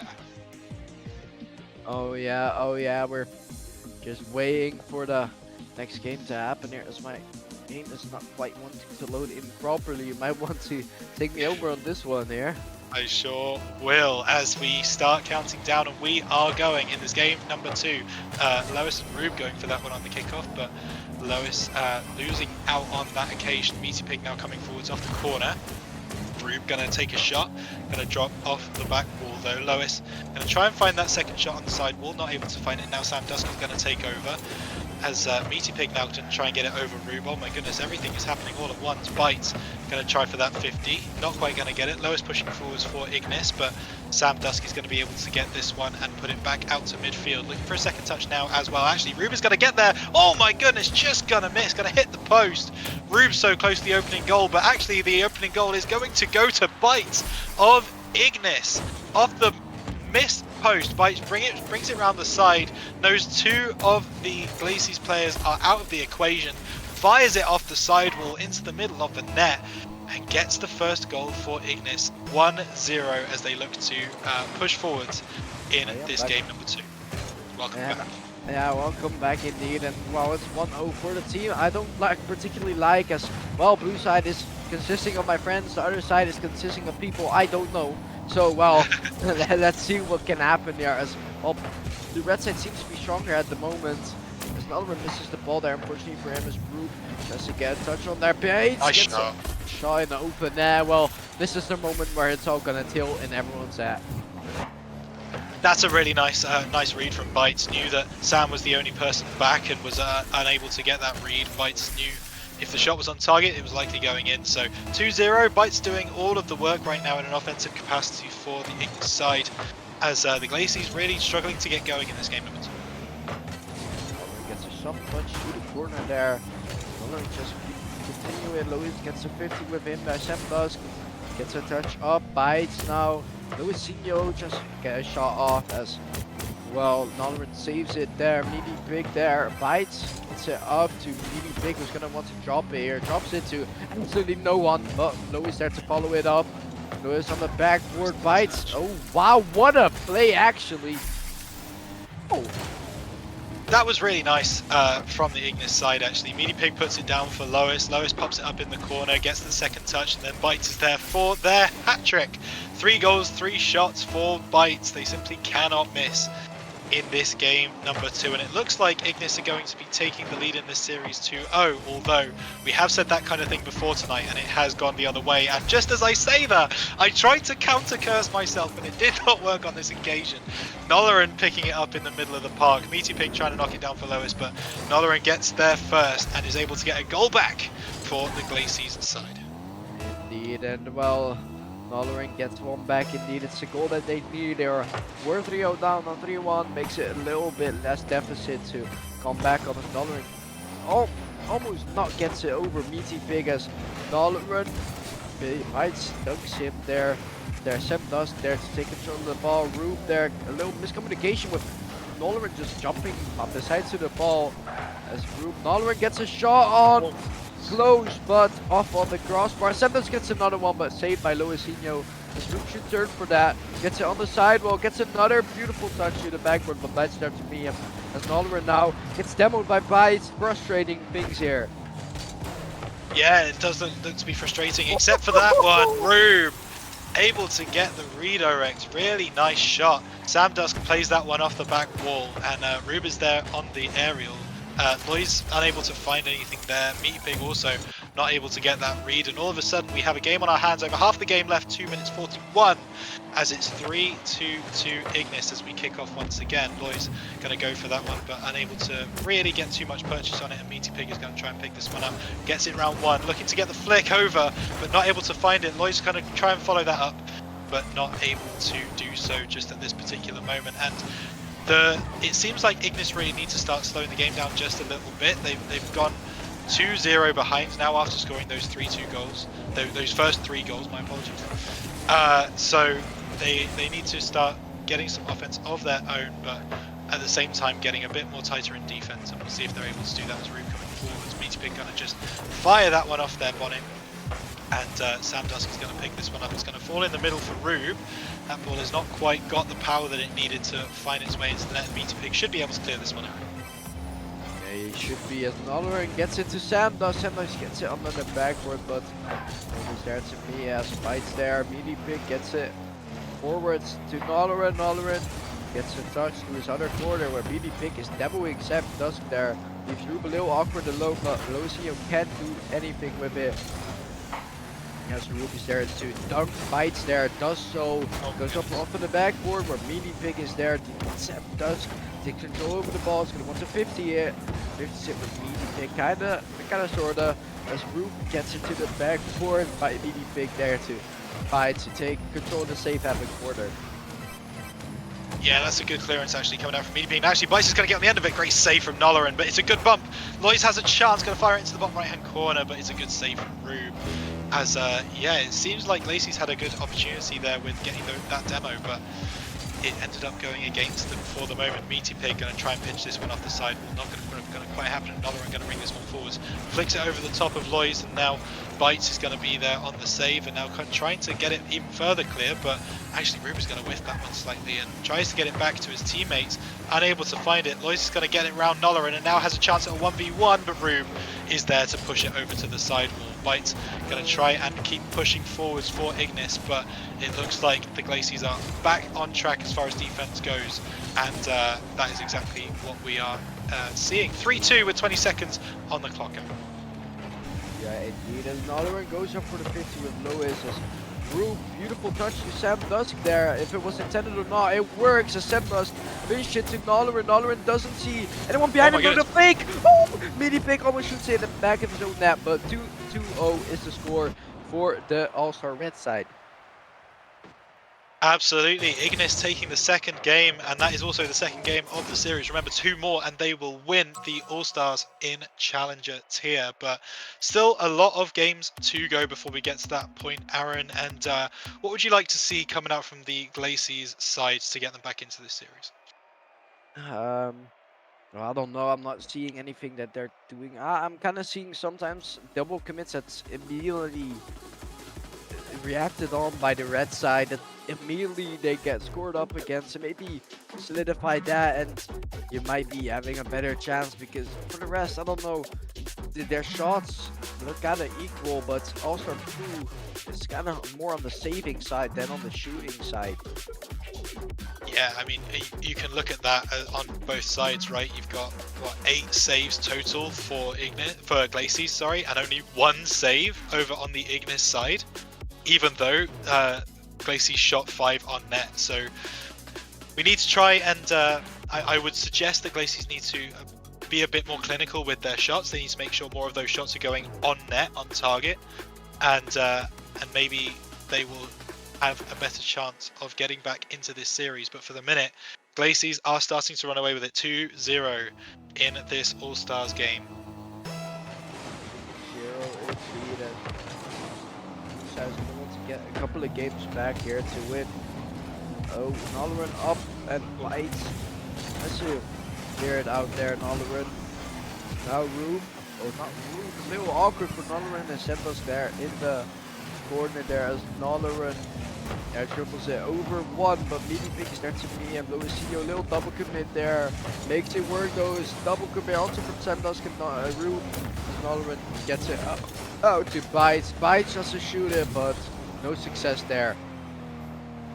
No success there just yet, and this game is relatively calm for the first 40 seconds, which I don't think is something we can say about the other 2 games in this series so far. Loy's flying through the air, looking to get this off the crossbar.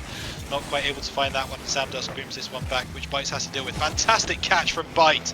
Tries to get it round the side, unable to do so, and actually sets it up for Nolleran, who takes the shot, fires it just under the crossbar in the middle of the net. Really nice shot from him, the good redirect, and it's 1-0 to the Glacies. 1-0 to the Glacies indeed, as he gets it in the back of the net there. Nolleran, well, if it was intended or not, it probably was intended. Beautiful shot there with 110 kph. Well, what can't the big man do? What can't the big Danish man do? Well, it seems like there's not a lot as Samdusk is able to get that one. Oh my goodness, that was very close. It's a good demo though, coming out from Bites on Nolleran, which means the Meatpig has a chance to get this one down towards Bites, but actually not quite able to find the pass as the Glacies defense stands strong, and actually they're going to try and convert it into offense, moving up the other end, but Nolleran now picking this one up. Actually pops it up to Lois, who's going to look for the top left-hand corner. Samdusk going to be there with a save, but that ball could have found its way into the middle of the park, but good save from Rube again, as the Glacies look a lot more sound on defense in this particular game, which is really, actually, scratch that, I just lied, don't worry about it. Caster Curse is alive and well here in the RSC off-season, as Nolleran looks to hit that one, tries to get it on the second touch, but Lois was hunting for that shot, and it goes to 1-1 in this game, number 3. It's what happened. It wasn't quite Nolleran's fault. I mean, he expects 2 teammates to be behind him at least 1. And well, Samdusk and Rube thought, yeah, let's just both go in the air. And both missed the ball as Nolleran, that's in an awkward position. He could have taken control of the ball there. He could have taken control of the ball there to maybe stretch some time for them to come back. But that was just overall a stupid mistake to make there. Yeah, it's unfortunate for Glacies, who had been playing very, very well so far in this game, but now it is all even. Good challenge from Samdusk there as Rube looking for that one off the backboard. Loy's going to try and put this one back into the middle, but Nolleran's going to be there. That one's not quite on target, but Meatpig still has to clean up. Gets it back towards Rube. Rube pops it up looking for that second touch. Isn't quite going to be able to find it. Was that a team bump? That was Nolleran going up for that. Well, 4-0 for the red side there. This is not working out. I mean, as both these all these players have good quality on their own, as a team they don't work together. It's like with Messi, Neymar, and Suarez being on the same team, but they just don't work together, do they? Suarez just put it as Lewandowski because they are teammates. I see, makes sense. Yeah.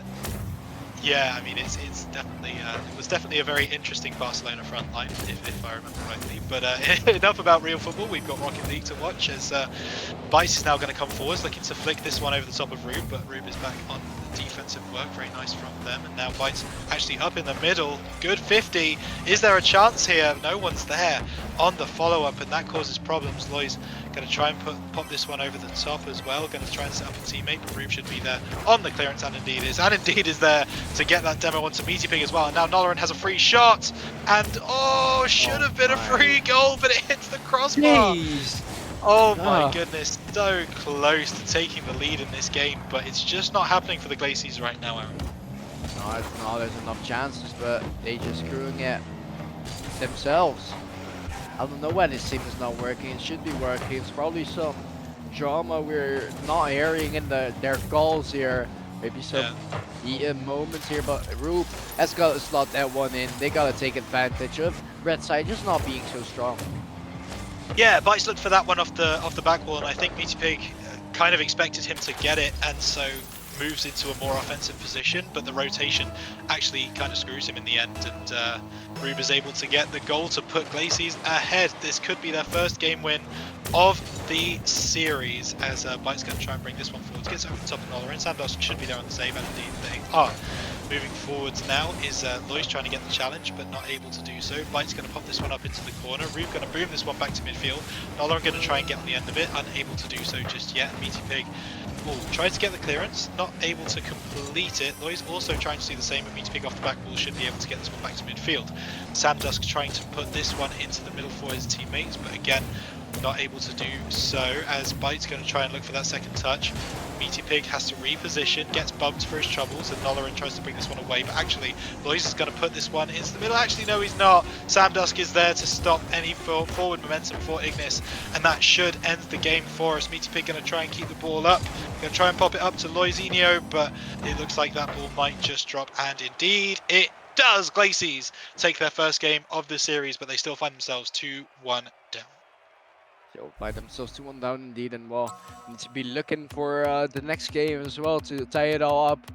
Any chance I get to restart the game, laggy game. Yeah, it's unfortunate, but well, get back into the talks. I mean, I think they need to win the next one to get back into this, because a 2-2, like we had the other, like we had in the prospect, was the same situation, and well, they went into this as being 2-0 down or being 2-1, and well, 2-2 is up on the horizon. But the thing is, can they get it or not? That's the question. That is the question, and we've got to have a little look at this one, because we have to remember that if Ignis are able to win this next game, then they go 3-1 up, and the series looks like it's struggling. But at the same time, if Glacies are able to win this next game, then all of a sudden we have a tied series on our hands, and we look ahead to a potential Game 7, which is exactly what we would be excited for. So we will wait and see exactly what we get. We are just waiting to see if we can get some technical support here for one of the players. And while we do that, we can have a think about the fact that we are currently 2-1 for the Ignis side. And I do have to suggest that I think they've probably been playing slightly better. That last game, it looks like the closest, and Glacies were able to win it out, and they really found their rhythm in that game number 3. Yeah, as he waited for permission, he already restarted this game, so we are gonna have to wait for him indeed. But yeah, I don't know. I think the momentum that they got from that game, they need to be keeping that momentum to get it into this game, because they need it. They need to get the equalizer here in the series to get back 2-2. And well, to kind of make it essentially a best out of 3 there, to spice things up. Rube is back, and gonna see what they're gonna. And the game started without him, and he's back. Okay, just in time, just in time. Just in time indeed, as we get this game number 4 underway in the Challenger Tier All-Stars game 2023 for RSC. Loizinho going to look to get that one to go, but Nolarin is going to be there with a good 50, and actually a good challenge there as well. That one's on target. Good save from Meaty Pig. Can Samdusk be there to get the shot? Not quite, and Rube is also going to miss in the midfield, which puts Nolarin in a bit of an awkward position, but Samdusk now going to try and get control of this ball. Loizinho going to pop this one back to Meaty Pig, who booms it back towards him. Maybe a nice passing play coming out from the Ignis side, but unable to find a shot on goal at the end of it. Bytes heading down the left-hand side. Samdusk stops him in his tracks and actually looks for the second stop as well, but it's a good 50 coming out from Loizinho. Bite's going to look for the shot, not able to find it. Loizinho's up, going to try and hit it, but it's going to hit the crossbar. A bit of a miscommunication again coming out from the Glacies, but they are just about able to clear the ball now. Leaders bites, takes a shot. Rube gets a save there. Oh. No, poor save. Poor save. Was a good save. Poor follow up, I would say, as Rube didn't get the follow up as he wanted, and Loizinho took full profit of that, getting in the back of the net to make it 1-0 for the Glacy side here. Ignis. Yes, very nice from Loizinho as they're able to make the most of that mistake coming out from Rube, unfortunately. But Samdusk now going to pop that one over the top of the Ignis back line. Bite's going to try and get up on the sidewall, and indeed does. Plays it round Rube really nicely, and now it's a 3v2 potentially, but the ball kind of stops. Doesn't have much velocity, and Bites is going to have to pick this one up in defense. Bit of a fake as tries to get it around Samdusk and ends up moving towards the Glacy side, so probably a good option for him as Meaty gets it round 1, but Nolarin is there to make sure that it does not get round 2, and actually that ball's going to pop out into the middle. Can anyone get on the end of it? Not quite at the moment, as Ignis stay 1-0 up.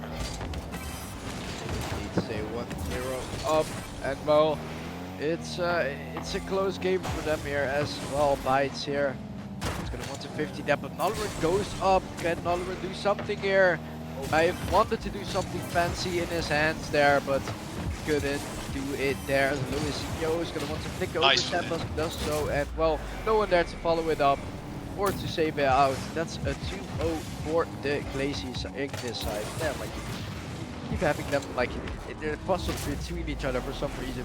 It's easy, but it's not easy for me. Hey, when you're casting, there's a lot to think about, so I completely understand it. But absolutely, yeah, the Ignis side do take a 2-0 advantage with Lois 2 shots, 2 goals.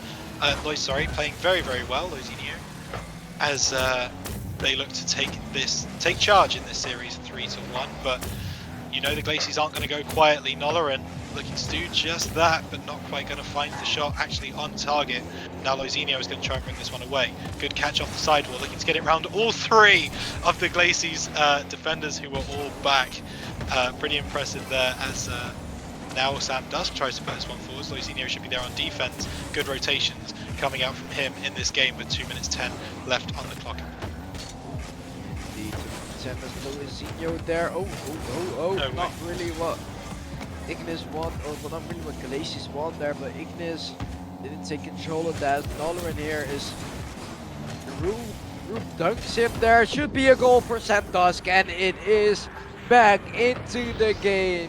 They are Absolutely back into the game. That's a fantastic 50 on that sidewall from Rube, and that just sets it up for Samdusk, who probably couldn't have had an easier finish at the end of the day. But that's exactly what the Glacies needed. 1 minute 50 on the clock, still plenty of time to get another goal and put this one potentially even, or even headed towards an overtime. Oh my goodness, that's exactly what they do. Nolarin, that's an incredible double touch. Flies through the air off the sidewall. Absolutely wonderful. Gets a second touch there, and then just gets the dunk over Loizinho. 2-2. Woo. Yeah, 2-2. That's a way to make it 2-2, isn't it, here, Rhino? Beautiful way indeed to make it 2-2. And while Nolarin does it, the Nolarin fashion. Oh, no, Rube, that was almost close to being another goal. Oh! Almost being another goal as he goes there. Well, you kind of see Rube kind of falling off a little. Does that have to do with that they're down in the series, or what do you think has an impact on Rube kind of falling down a little here? Yeah, I'm not 100% sure if I'm honest. I mean, the good news is that the other members of the Glacies are able to not necessarily pick up that slack, but they're playing incredibly well this game. That is for sure. As Nolarin actually going to look for another double touch off the backboard, and that is just what he does. The Dane flies through the air, gets the double touch off the backboard, and all of a sudden the Glacies have turned this game around 3-2. Yeah, whenever you think Nolarin's not gonna hit a double tap, he's gonna smash it in the back of the net like he's catching fish. And well, he likes to catch fish. That's the fun there. But oh, See. Rube almost get. Yes, he does. Almost gets it in the back of the net there as well. Nolleran, the fishing Danish man, has gets it in the back of the net with 2 double taps. That's really get. No, Sam Oh. Dusk, that's the wrong goal. That's the wrong goal. Sam Dusk, but Nolleran gets in between that and Rube. Both the power of friendship there, and well, wow, it's close and it's 3-3 again. Oh, It was bounce that is out. sorry. Ah, That is a wonderful finish from Loizinho. I just want to say that. Off the right-hand post, there's nowhere else in the goal that really that they could have shot that to get the goal to go, because Sandos was in a really good position there actually. But really nice work. Oh my goodness, actually there could be a kickoff goal here, but it's just going to miss wide left, and Meaty Pig is able to pick it up. But 3-3. All tied up with 25 seconds on the clock, and we might not be tied up for very long. By this one is just off the line. Oh my goodness, that should have been game done for the Glacies, but unfortunately it's not going to be that way just yet, as Ignis managed to find some life with that ball just not going over the line. Finish it early, not going to an overtime here. Sam Dusk and Will can't touch the ball. That's going to be a nice little overtime here, as we've seen already a lot on this channel, the second time in the series here. Absolutely. Oh my goodness, that one was almost going in, but Nolleran with a good save is now going to try and get the clear as well. Meaty Pig and try and make sure Nolleran can't get forwards too quickly, and indeed does. Good challenge actually. That one looks like it might just be dropping in net, but good save from Loizinho. Trying to get the second one, actually not quite able to do that just yet, and it's all Glacy's pressure for the moment. Nolleran going to try and put that one down for Sam Dusk, who's unable to find the shot. As yeah, Ignis really needs to get out of their own half, but Glacies are not letting them do that right now. Challenging up there, could be fatal as Meaty Pig doesn't get the touch that he wants there. Rube gets another touch as Nolleran gets out over Meaty Pig. He's him awkward, the fights to start to get it out. Gets it back to Nolleran. Rube trying to get in front of the goal. Loizinho just gets a save as Rube tried to fit that puzzle. He's just in the puzzle there, but just couldn't fit it. Yeah, good save from Loizinho in the end as Rube brings this one forwards. Now over the top of Loizinho as well, but Meaty Pig should be there with the answer, and indeed is. Sam Dusk drops that one down for Nolleran to finish up. Bite's going to try and get this one go the other way. Does get it over the top of Sam Dusk.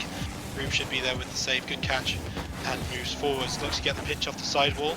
Doesn't get all of it as Nolleran comes around now, but Ignis should be able to deal with this, and indeed they do. Meaty Pig going to push this one forwards, actually dropping it down into a very awkward position as Rube looking for the top right hand corner. Great save from Bites to keep this game alive, as now Sam Dusk going to look for a shot, but Loizinho is up nice and early to prevent that one from being free. And it is, as I said before, it's still all Glacy's pressure. Ignis struggling to get any offense going. Nolleran gets it up to Sam Dusk, tries to get another one from the sides. Just gets it to the sidewalls. Loizinho and Rube flash onto each other in the corner there, as Nolleran has to be the savior there. If he did it with his belly or his car, I'm not sure, but he saved it out of there.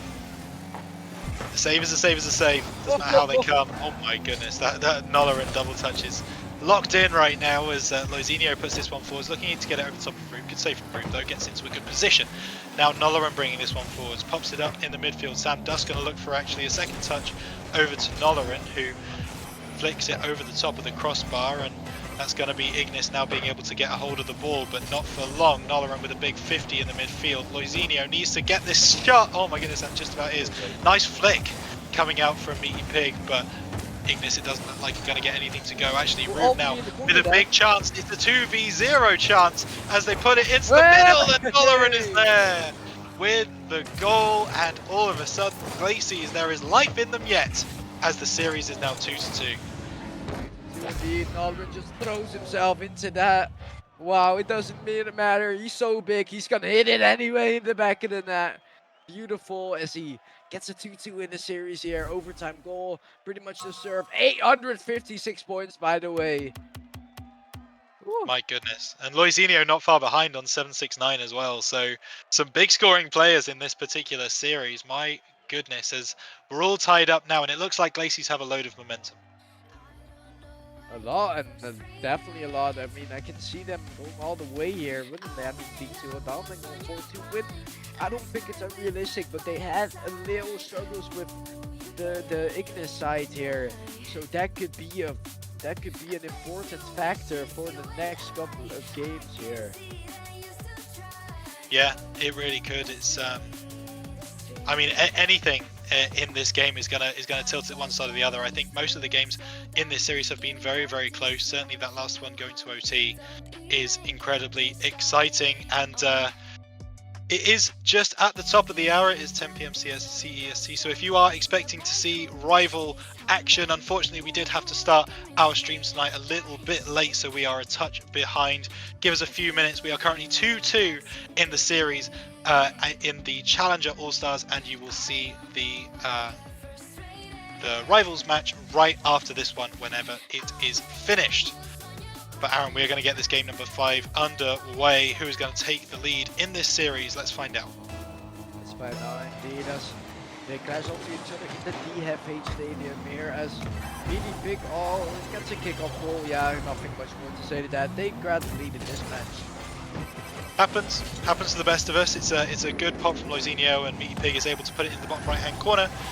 Very nice initial goal. 3 seconds in, 1-0 to the Ignis. Gets into the sidewall route, gets it in the middle. That should be a safer problem, and he also gets it to Root, gets it up there. Lucio misses the ball, could be taking profit off as Bites is really awkward on the backward, but he still manages to get a touch there as Sambas jumps up to get the ball there. Now Root just continue via this corner, shoots and gets it off the crossbar. Noller in here. Just continue here, just get it there, but cannot yet. This Room just to get a shot off, but close enough, but not close yet. No, not close enough just yet, as Glacies continuously look like the better offensive team. They keep making chances, keep getting shots, but good defense coming out from Ignis means that they're just kind of putting them on ice, pardon the pun, as Meaty Pig coming around the side now, looking to get this one into the middle of the area as Bites. Good catch, going to try and get it around Noller, and does, but Rube is going to be there to bring this one forwards for the Glacies side, trying to get yet another attack going. Actually, Samdusk is going to miss that one. Bites looking to get that one to pinch off the back wall, but isn't going to be able to get that one to go. And Loizinho with a fantastic 50 actually is going to get Ignis into a good position, but Rube to bring this one away. Booms it downfield, and the ball kind of peters out in the side of the pitch. Aaron. There. Fado as a demo is also there, but Meaty Pig, why not get it beside the goal and not in? Oh my. Bite! What a shot and what an angle! As much I wanted to roast Meaty Pig there, but Bite just comes out of nowhere and gets the most difficult angle and just curls it in the back of the net to make it 2-0.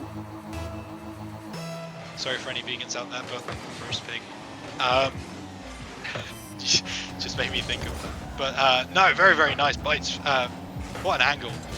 So difficult to score from, and makes that one work to go 2-0 up in this game, number 5, as it's currently 2-2 in the series.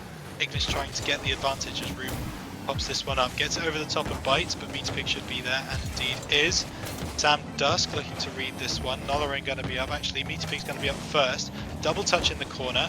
Tries to get this one around, but Rube has been so good in defense so far over the course of this series. And actually, tries to get that one on target, but unable to find it.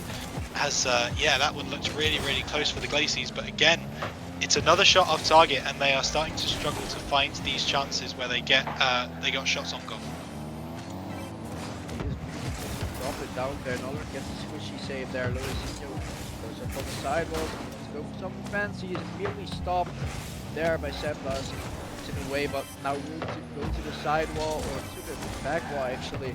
Spites going on to get it over Seblas, doesn't get that though. Loizinho for Meaty Pig, but Noller beats Meaty Pig. There could be used to be falling in actually, but Bites gets saved there. Noller pinches is still in front of the goal, but Loizinho is there to get it out. Loizinho gets another touch, maybe to the backward, but Roop gets the save there as Sam Dusk That wants to get it out. Yeah, Bite's going to come around the side here. Oh my goodness, kind of looks to get that one into Loisinho, but the pinch was a bit too heavy, a bit too strong, and Glacies might be able to get this one away, although they're taking a lot of time with it. Meaty Pig actually going to be able to capitalize on that one, but it's another good save from Rube as Loisinho puts this one into the middle. Actually, that's going to be really awkward, but Meaty Pig doesn't gamble on it, and maybe they might come back to... Maybe that one might come home to roost for them, as Rube going to bring this one around. Looking for the pass into Nolaran, but wow, that's a fantastic bump from Bites to make sure that the shot is not on. Nolaran bringing this one around, trying to get it past Bites again, but Bites continues to impress, moving forwards. Getting a little pop-up for Meaty Pig, but actually not... Oh my goodness, it's a bit messy, but Loisinho is going to come up. It's a demo coming out from Bites for Nolaran, but the ball actually fades out in the midfield. And that might just be a lot, really, with 50 seconds on the clock. 2-0 in favour of Ignis. It's going to be difficult for Glacies to come back from this one. Gets in the middle get out 1 hour's Bites, gets a touch there, Nolaran gets into the sidewall, enough space there to maybe get some more double touch space there. So I'm not sure what he tried to do, maybe fake it, but didn't work there. Bites now gets to the side of Loisinho has moved there. Meaty Pig now.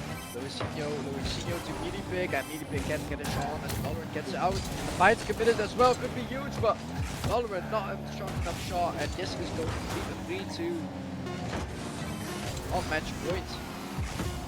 Yeah, you would think so. 6 seconds on the clock. It's a very, very tall order for Glacies to come back from this one, as that one isn't even quite going to find its way home. And Ignis take the lead. They take the advantage in the series 3-2. One more for Ignis, and they will win this All-Stars game in Challenger. And actually, they will tie up the big All-Stars competition, as of course the Glacies won earlier in Prospects. I'm not making that up, right? No, Yeah, Glacies won. Sorry, Yeah, we've seen more Rocket League since then. Yeah, Glacies won. Yeah, indeed. That was Tom Best. Yes, of course. Yeah, that was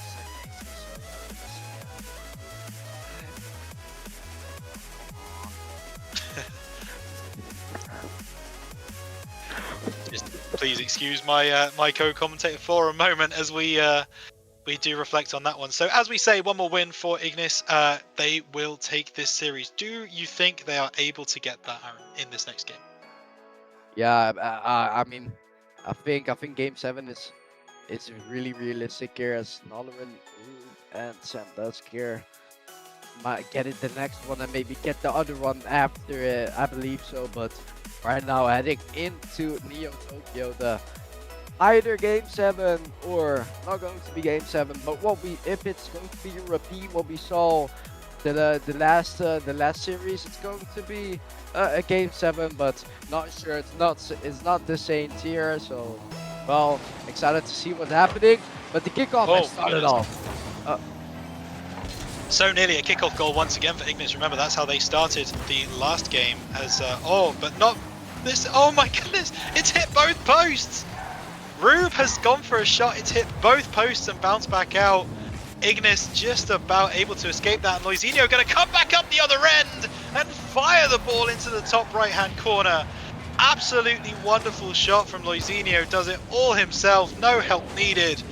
And Rube not quite there on the save, and they make it 1-0 to Ignis. They look to take this series. Indeed, take that series, but now it's gonna want to look for a equalize here in the matches. Loisinho did so, but Meaty Pig was there to get the save there. Gets a follow-up, gets another follow-up as it gets it close to the middle, but Loisinho is there to get it out. Bites gets the follow-up. Now Nolaran catches it. It's disconnected. Oh my goodness. That's just unfortunate, that disconnect there. And well, this is a game-ending thing, I think, is it? Yeah, that's a disconnect. Yeah, Nolaran gets knocked back, and yeah, I think you might be right. We might be dealing with a disconnect there, but either way, it still takes Ignis the ability to basically get that goal, and they are able to do so. Well, Rube had to deal with that one. That one was coming in at velocity, but It's a good save coming out from the Glaciers player, and now Bite's going to try and get this one over the top of Sam Dusk, unable to find it. Loizinho looking for their hat trick of the game, and they are able to find it. Less than a minute gone in this game number 6, and Ignis are looking to try and get this dub in the All-Stars game. Indeed, there as well. Not disconnect shot. No, he's, come on, he literally was standing still and he got bumped away and he even stood still then. Come on now. Okay, I'm sorry. Okay, now Rube now just continues there. Rube now beside wall as he tries to get into the backboard. You see him bumps him away, so he can make a chance there. No, he gets a shot off. But yeah, you gotta remember it's a 3-0 and well, it's 3-0 while they have come back from these kind of scores earlier. So can they do it again? Yeah, that's a really good point. We did see quite the comeback over in Prospect, but we may see a similar thing in Challenger. Still 3 minutes 25 on the clock, and actually that one's going to help. Oh my goodness, Nolorin fires that one towards the net, but it's a good save as Nolorin now tries to pass to Sam Dusk. Actually, no, it's a 2v1. Bites moving forwards. Loizinho not quite able to support, and Glaciers are going to be able to bring this one away. Meaty Pig trying to get the pinch on the side wall and look to beat Rube, but Rube is there to make the save, and Loizinho and Bites a bit of a double commit there.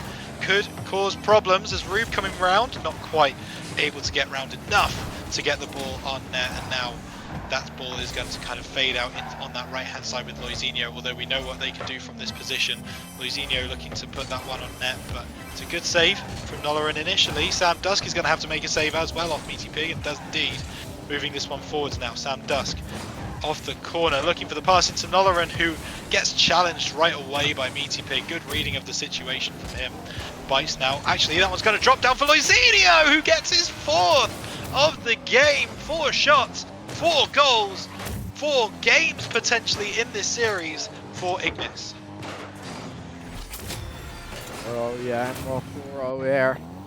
Well, might be the golf in here. As I said it before, it can still happen with comeback here, but I don't think it's going to happen as well. As Glaciers might have the better players, the team here just fits better. I guess so, because yeah.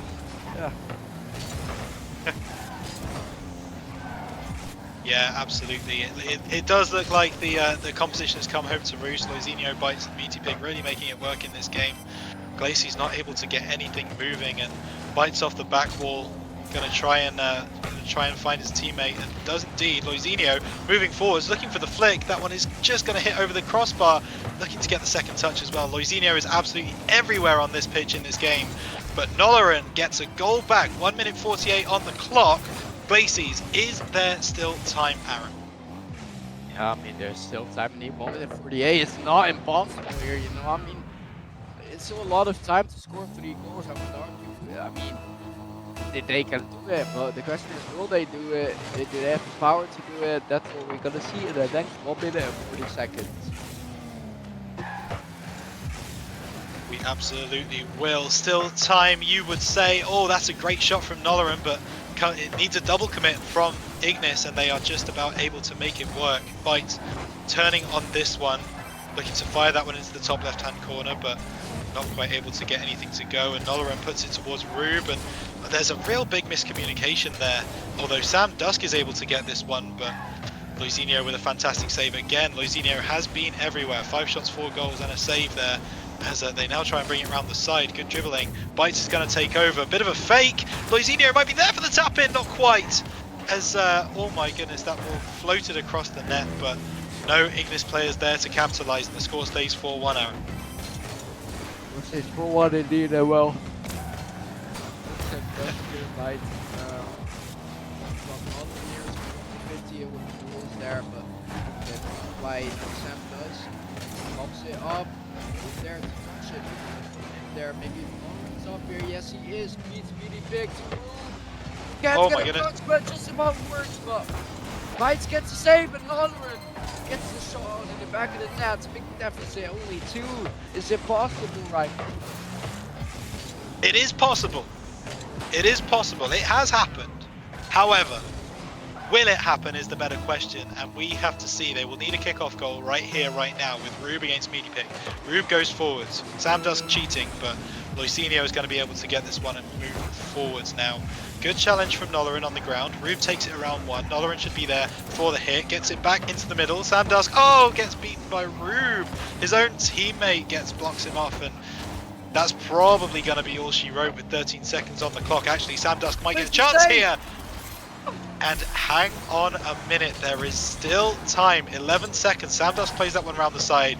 Meaty Pig unable to make anything of it. Sam Dusk with the shot means that it's 4-3 to Ignis. Let's see what happens. Kick off goal and it's all over. Now going to overtime here. What's going to happen? Nerve-wracking last 10 seconds as Red takes control of the ball. Ignis, and that's Gabe. That's perhaps the miss. And that is their thing. Hold up. Wait a minute. Wait a minute. Nolorin Oh. flying through the air. Bites keeps it up. Oh, but not quite enough. They thought about giving them a chance there, but alas, it is not to be. And your victors of the All-Star game in Challenger tier for RSC this season is Ignis. They take the victory 4-2 across the series.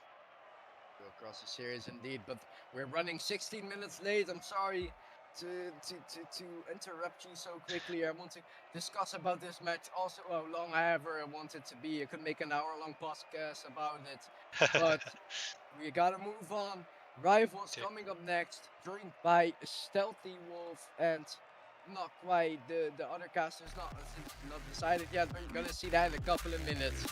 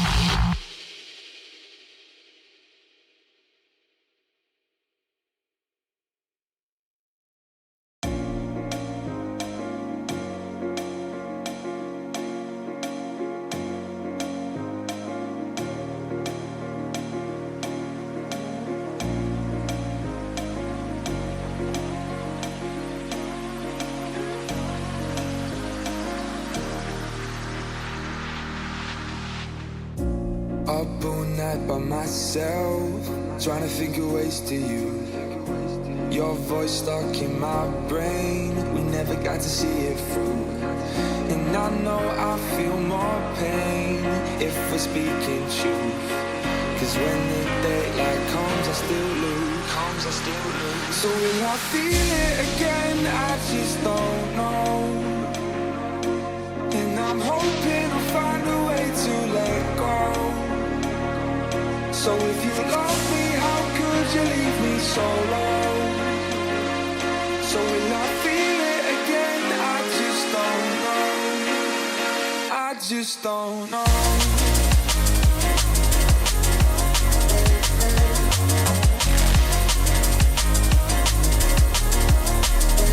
I just don't know.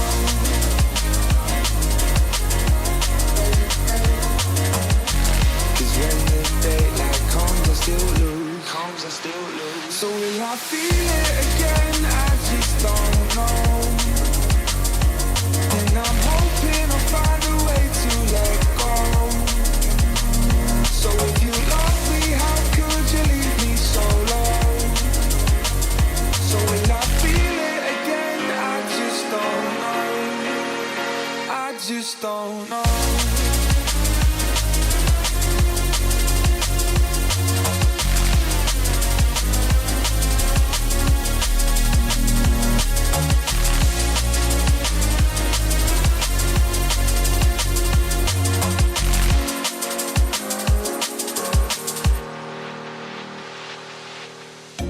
Looking back at our time, hoping that we did it right. And give me any reason to call you up late at night. And we know it's for the best. ghost, I won't put up a fight. Cause when the daylight comes, I still lose. So will I feel it again? I just don't know. And I'm hoping I'll find a way to let go. So if you love me, how could you leave me so low? So will I feel it again? I just don't know. I just don't know.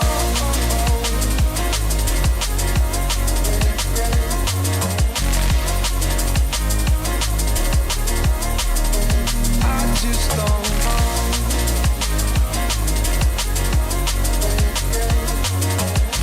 Cause when the daylight comes, I still lose. So will I feel it again? I just don't know. And I'm hoping I'll find a way to let go. So if you love me, how could you leave me so low? So will I feel it again? I just don't know. I just don't know.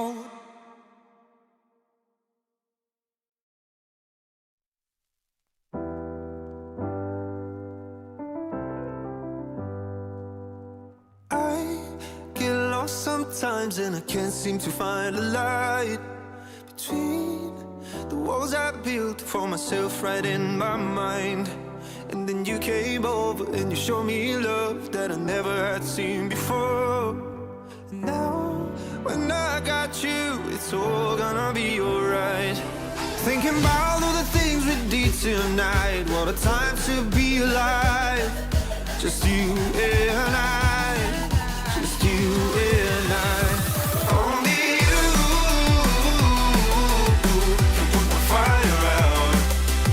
You can turn it all around. You can lift me off the ground, so we can fly again. So we can fly again.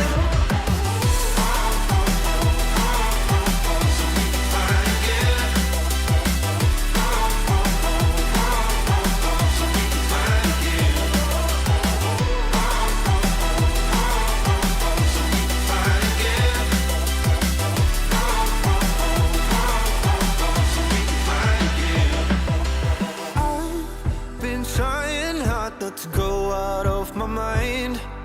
And all I need right now is for you to stay the night. But if you keep saying that you've got to leave, then I'm gonna be alright. As long as you tell me that we ain't running out of time. Thinking about all the things we did tonight. What a time to be alive. Just you and I. Just you and I.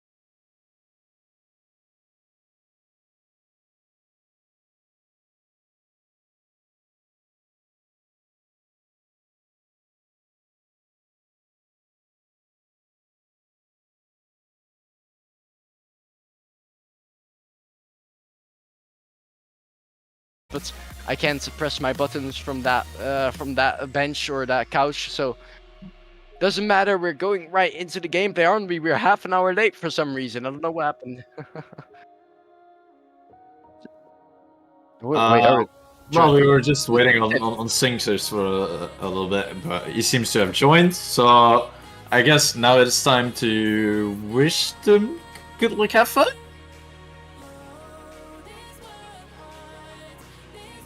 So first and foremost, Arnon, is maybe a little bit important, of course, to know who's going to be on the teams. On the red side, we of course have Sin, as we already spoiled, Mithril and AV, and Mox somehow is on the blue side. So we have the entire team from Pantera on the field, just split apart.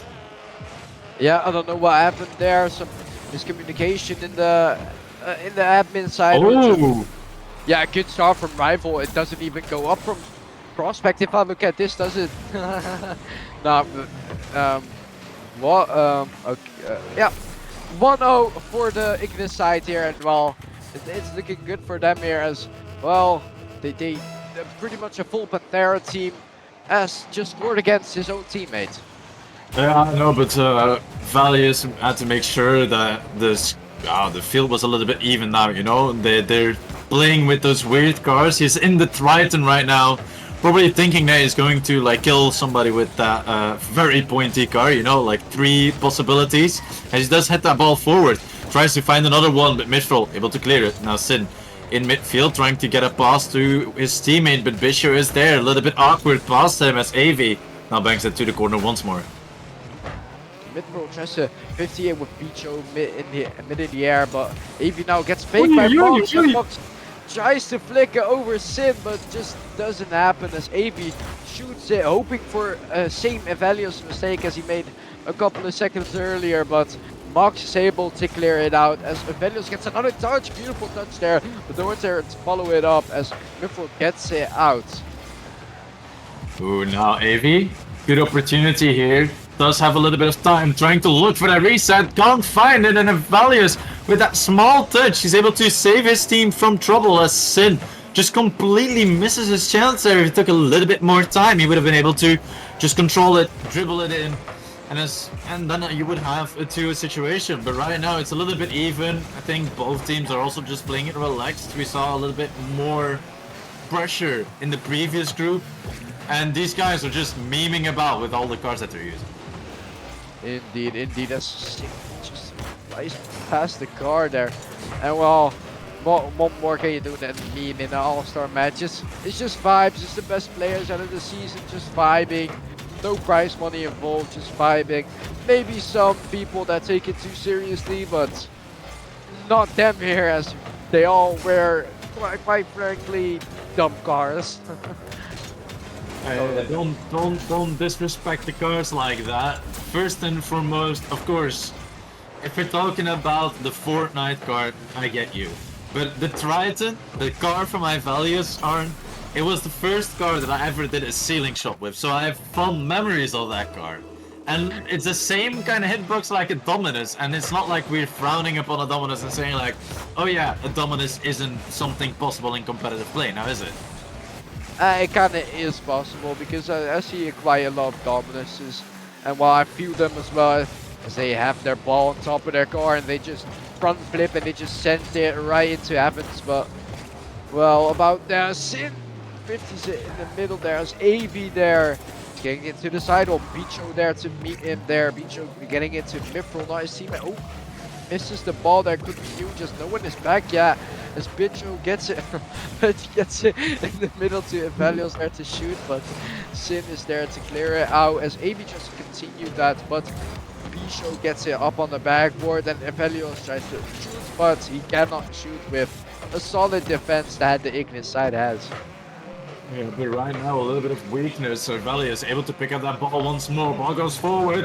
Mithril there with the whiff, but Sin able to get a block on the touch from my Valius. It was a little bit weak, therefore allowing a lot of space and time to be intercepted. But now Mithril, barely any boost, gets that ball on target, and AV almost being able to push it in for his team. Almost, but Monster is gonna to get this one out. Yeah, Mike again. Yeah, no, it was more values like just completely flying past the ball. Fair So I was enough. very confused. Yeah, but so was I, but Sin gets a shot there. Mitchell gets a save there. Sin gets it in front of the net, and Box gets it out as Sin just there to the small corner as Mitchell takes control of it, gets it out. Box there, Velos gets it in front of the goal, but Sin is there to clear out with Mitchell gets it to the corner there. Does not bounce his way though as Mitchell gets it out. Sin gets in between that to Avi. Avi, what can he, can he pass it back to Sin? No, he can't. The Velos comes right in between that as Mitchell now clears it out, and they just can't seem to get it out their half, and the goal is hanging in the air, but they just can't seem to find it. You know what? I'm kind of waiting for that moment that we're just going to see like a grog or something in the next game. Like that is honestly a car that you would never expect. Even though it's like certified kind of like meme car. Of course, Triton is a little bit rare in that occasion, as we do see. For some reason, the Red All-Stars team just deciding like, defending is optional. So let's see if the blue side can score. They can score it well. You know what they've done, Stealthy Wolf? They have scored their first goal here. Let's see if they can pull another one back in this. Yeah, can you believe it or not? It's a best out of 7 here to kind of get back into this one, because they kind of have to in the last 20 seconds as Velios gets it Oh, in the air. He's going to want to go for a fancy play, but Sid gets right in between that. yeah, sadly enough, the boggle a little bit too far away for Valius there to try and get an opportunity, but Bishop now trying to look for that double. Can't. Valius there, tries to extend it once more. Mox able to play it high. They need a follow-up as Avi Wiz ball goes into midfield, and Bishop is too late to respond to it. Game 1 goes to the Reds team.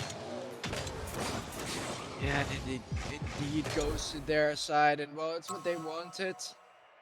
They won the first game with quite questionable cars, but they've done it. They were so ahead of themselves. They were just so self-sure that they just let's just put on some weird cars and we'll just win the first game, next game, and maybe perhaps the other one, and maybe perhaps game 4 as well. Why don't they? Shouldn't they? Yeah, this game was a bit all over the place. We see very all-around play style from the red team. They both have 2 shots each, meaning that there's a lot of opportunities exchanged between all players. But on the side from the blue side, we mainly see that it's Mox the only one able to pile up that pressure together with Avelius, and then Bishop just completely being disallowed to put some pressure on. Whereas we saw it in defense already. He has some good opportunity, has a good gameplay to try and get that ball cleared as fast as possible and as controlled as possible.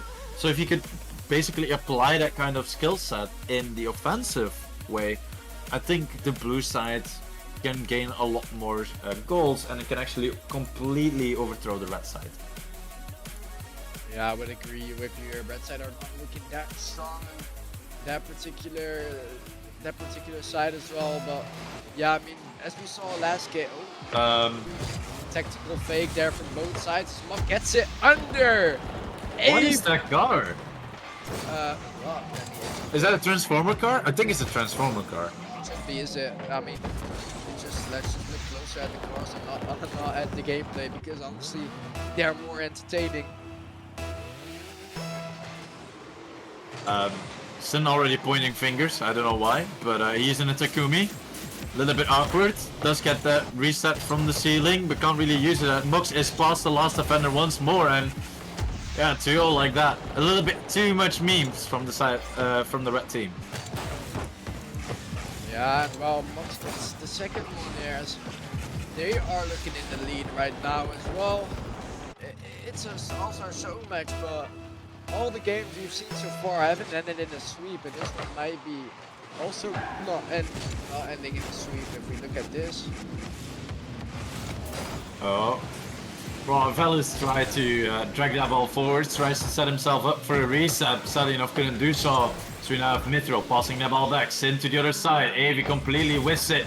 And now Mox tries to put it away, but a little bit too far, a little bit too much power behind that ball as Bishop now has an opportunity. Ball gets cleared away.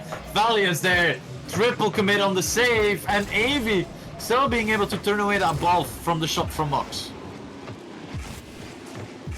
Yeah, That's it. interesting shot there, but not in the back of the net. Reaction until up. It just didn't end up in the back of the net. It was a questionable shot, but almost ended in as 2-1 is still in the air. But he almost grabbed it, but not so quite yet. Oh man, Avy coming there from the ceiling, almost very lethal from the side from blue, while they're now stuck in defense for the past minute almost, as it's now Mux. Very good clear, gets a little bit of breathing room for his teammate, but Sin turns that ball back around. Mithril there with one touch, lands on that backboard, trying to land on top of Ivalio so he can't get that ball clear early enough. It is the blue side, however, that does have the counter going down there, the team bump Mithril. Chance, but Mox, good opportunity, good positioning, and therefore not being susceptible to a potential bunt there. AB is going to want to get his in the back and almost a double tap, but Sim is there to finish here, and well, 2-1 is there, and while they are coming back, they want to finish this quickly here, and well, they are right on the way to do that once again. I mean, you're talking as if they've equalized it now and they're now 1 goal ahead. It's a bit weird to say they're on the way. Sure, of course, they need that first goal to try and push it into a, well, same score kind of field. As now Ivalius does get a reset. Bishop with that block. Mithril trying to turn it away. Ball goes into midfield, but Bishop needs to be there. He is there at the right time, able to chip it, but Sin is waiting. Awkward, making sure to force as much as possible from the blue side as we now have Box committed. Passing that ball into midfield a little bit too far as Bishop is not waiting in midfield. He's waiting somewhere between second and third man positioning.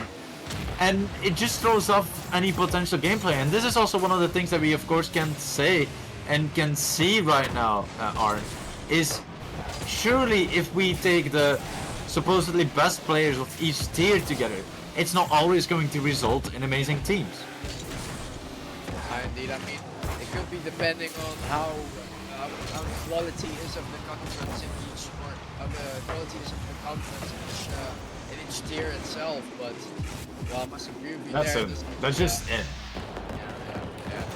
That sums this whole game up. I don't think they're all playing quite seriously, if I'm fair enough here, but it just ends up in. It looks like they're having a race here, all going from the sides to the middle of the goal, but yeah, so he takes profit of it.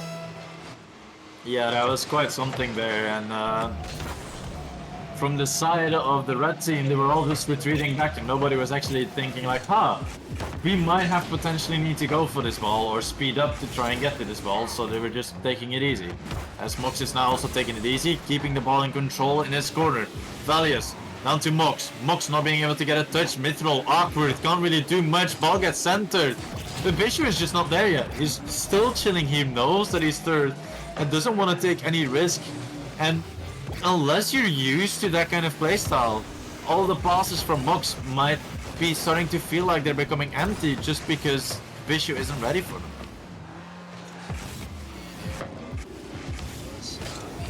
I'm looking at two teams that are like, do we even want to be here? Are they forced to be on the field? But yeah, I'm not sure. But these two teams, like, I'm not sure. Like the teams together, I'm not really a fan of.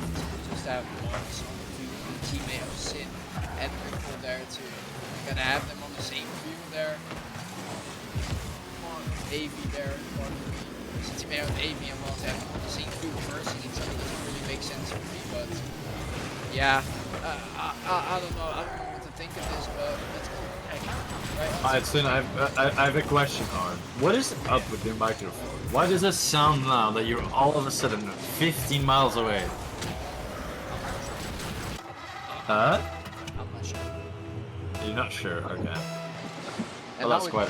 now it's normal, right? Now it still sounds like you're far away, but it's alright, I guess. Will you try something funny with your microphone? I'll just take over for a bit. And of course, we see there Ivalius full force blending himself into the side of the net. Of course, needs to happen as well, as Avi does get a beautiful pass into midfield. 1 goal deficit only as Red is looking to tie it up. Avi there does get the redirect, goes off the corner, and Mithril turned away by Mox. So far from the side, from the Red team, Mithril is the one that I mean, lackluster is a big word. Just like you said yourself, they're of course trying to play. They're trying to play to have fun. Mithril, of course, now extending here to make sure that they tie up the game, forcing it into overtime. But from what I've known from him, playing against him, seen him play, this is not the same performance that we can have from him.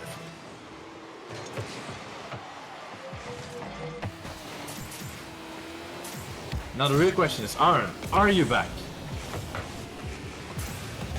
I take that as a no. So, with that said, I guess we're all on here, chat. Welcome. I hope Aaron will be back soon. But up until that point, you're having to put up with me. And of course this gameplay. We see that the red side just runs away with it. Clean goal there at the end. AV making it a little bit awkward. Sin grabbing the boost from the defense.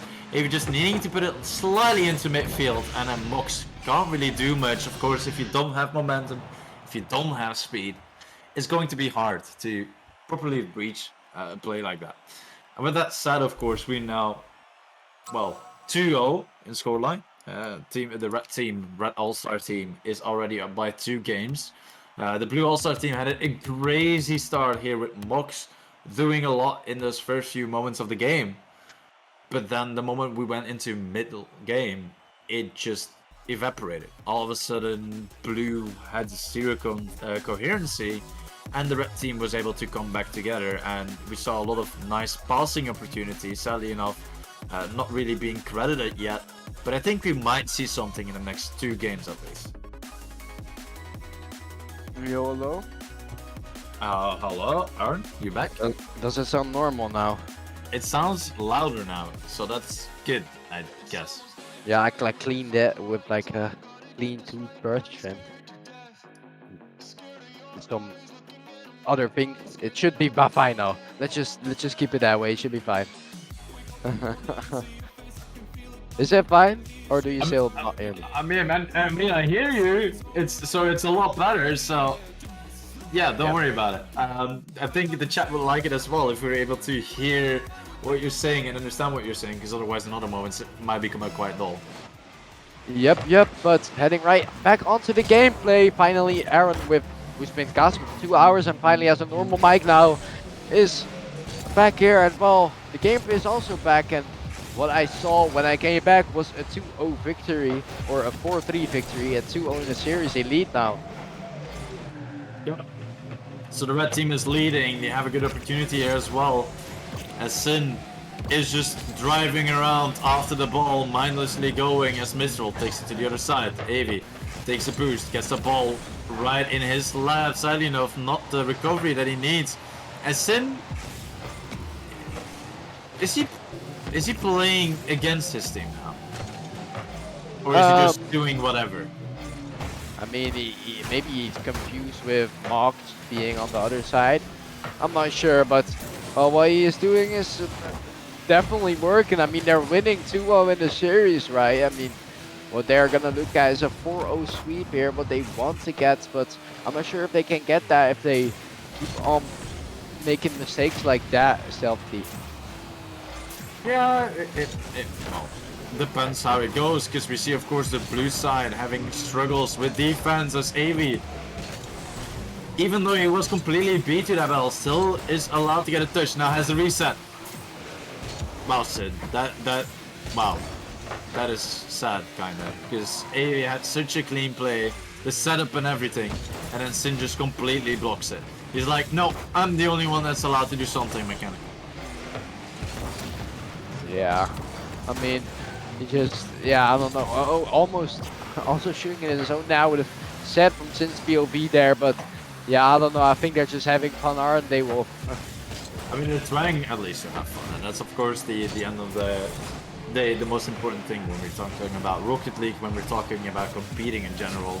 And that's of course like one of the main elements that personally I'd say that I had most fun in, is just trying to compete with a team that is also just down to compete for fun and not necessarily going all out for, of course, the performance that you get. Because there's 2 elements, of course, to the gameplay. Of course, you can play to try and perform as well as possible, makes sense. I think everybody subconsciously, of course, plays that way. But if that is your sole purpose, I feel like you kind of need to just put so many hours, so much time and devotion into the game. And in my age, something that you can't do. But here we saw a beautiful passing play from the red team that have devoted themselves to playing really well together.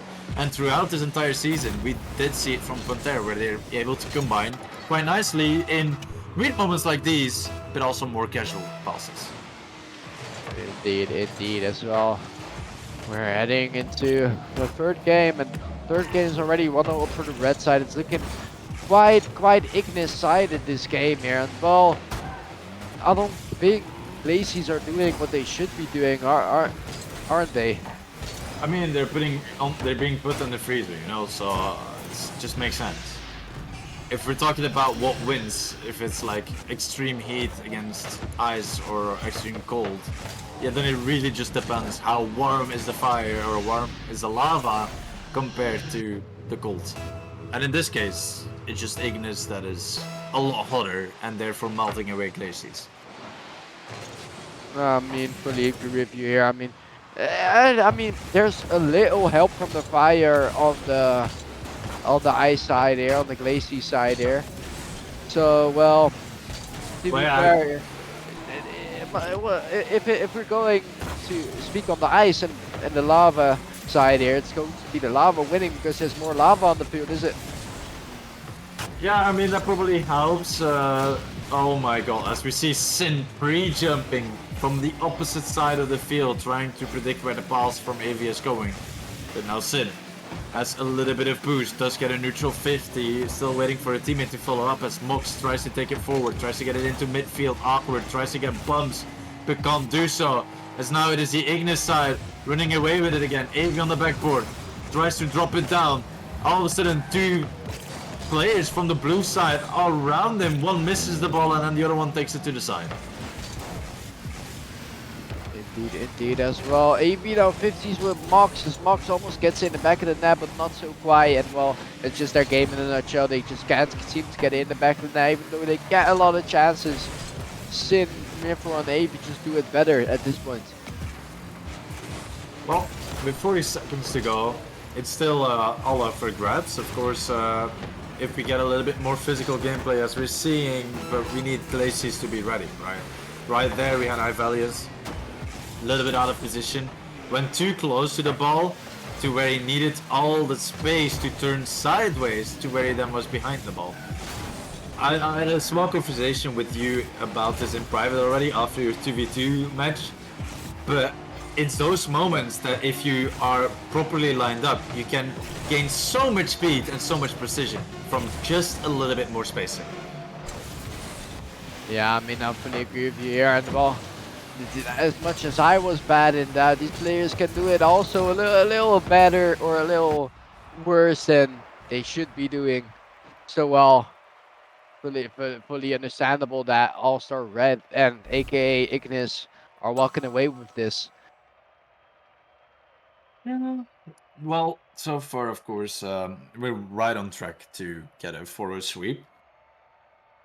Is it what we want? I don't Yes. know. Oh. Is it what we need? Maybe. Yeah.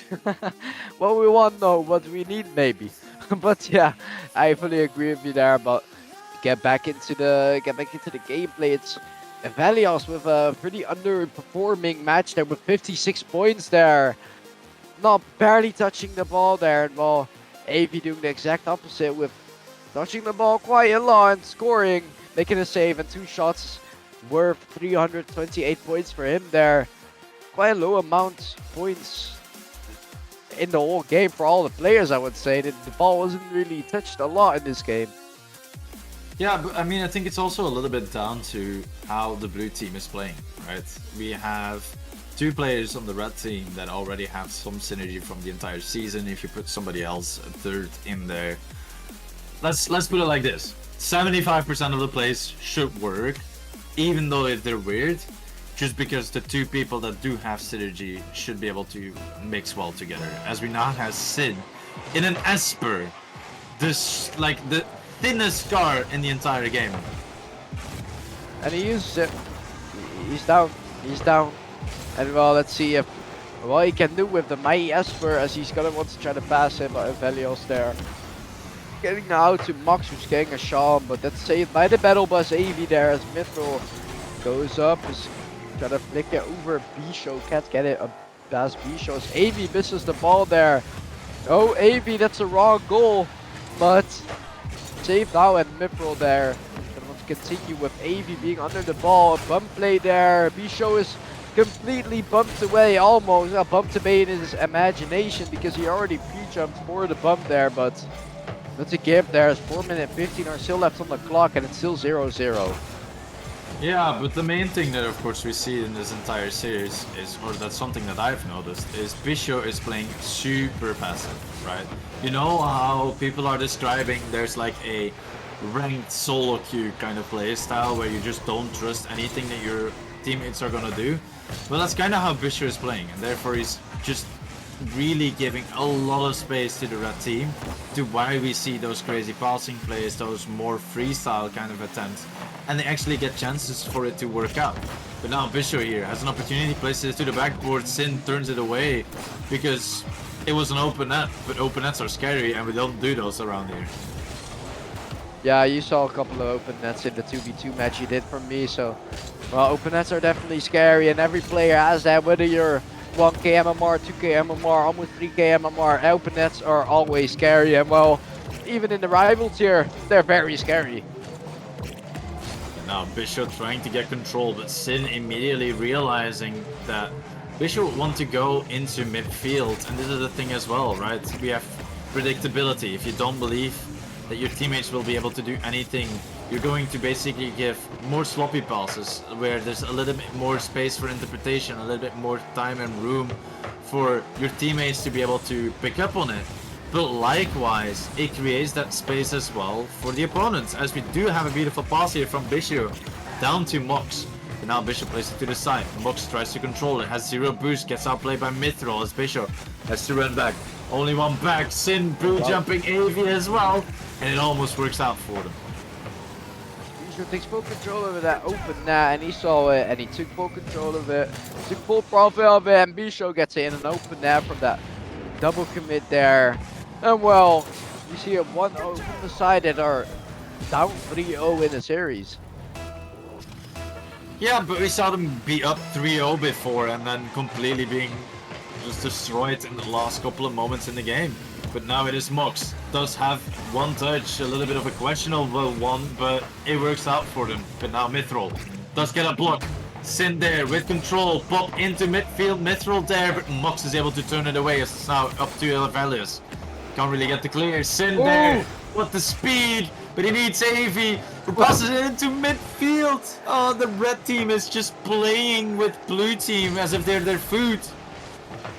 Oh yeah, I mean, like, come on, they could have scored like 3 times there, didn't, and they're just waiting for the last couple of moments as AV pre-jump Sin, or Velios pre-jump Sin there, but AV now to continue and try to get another goal, try to get the equalizer here as Bisho gets it out to Sin, just get in front of goal, but Bisho gets it out, AV now, Mithril takes it over for him, Mithril 50 with Mox, which Mox wins, Sin now to the middle to Mithril, who's gonna want to redirect that gets a redirect, AV with the 50 there, and Mithril completely flies over that ball, and Sin is pretty awkward for the save here, it should be a goal. Well, this was a bit weird, but this of course the quirky Asper, if you flip the wrong direction, yeah, it's a very thin car. So the moment that you just have the slightest whiff, yes, it's not gonna get a touch because it's immediately onto your wheels.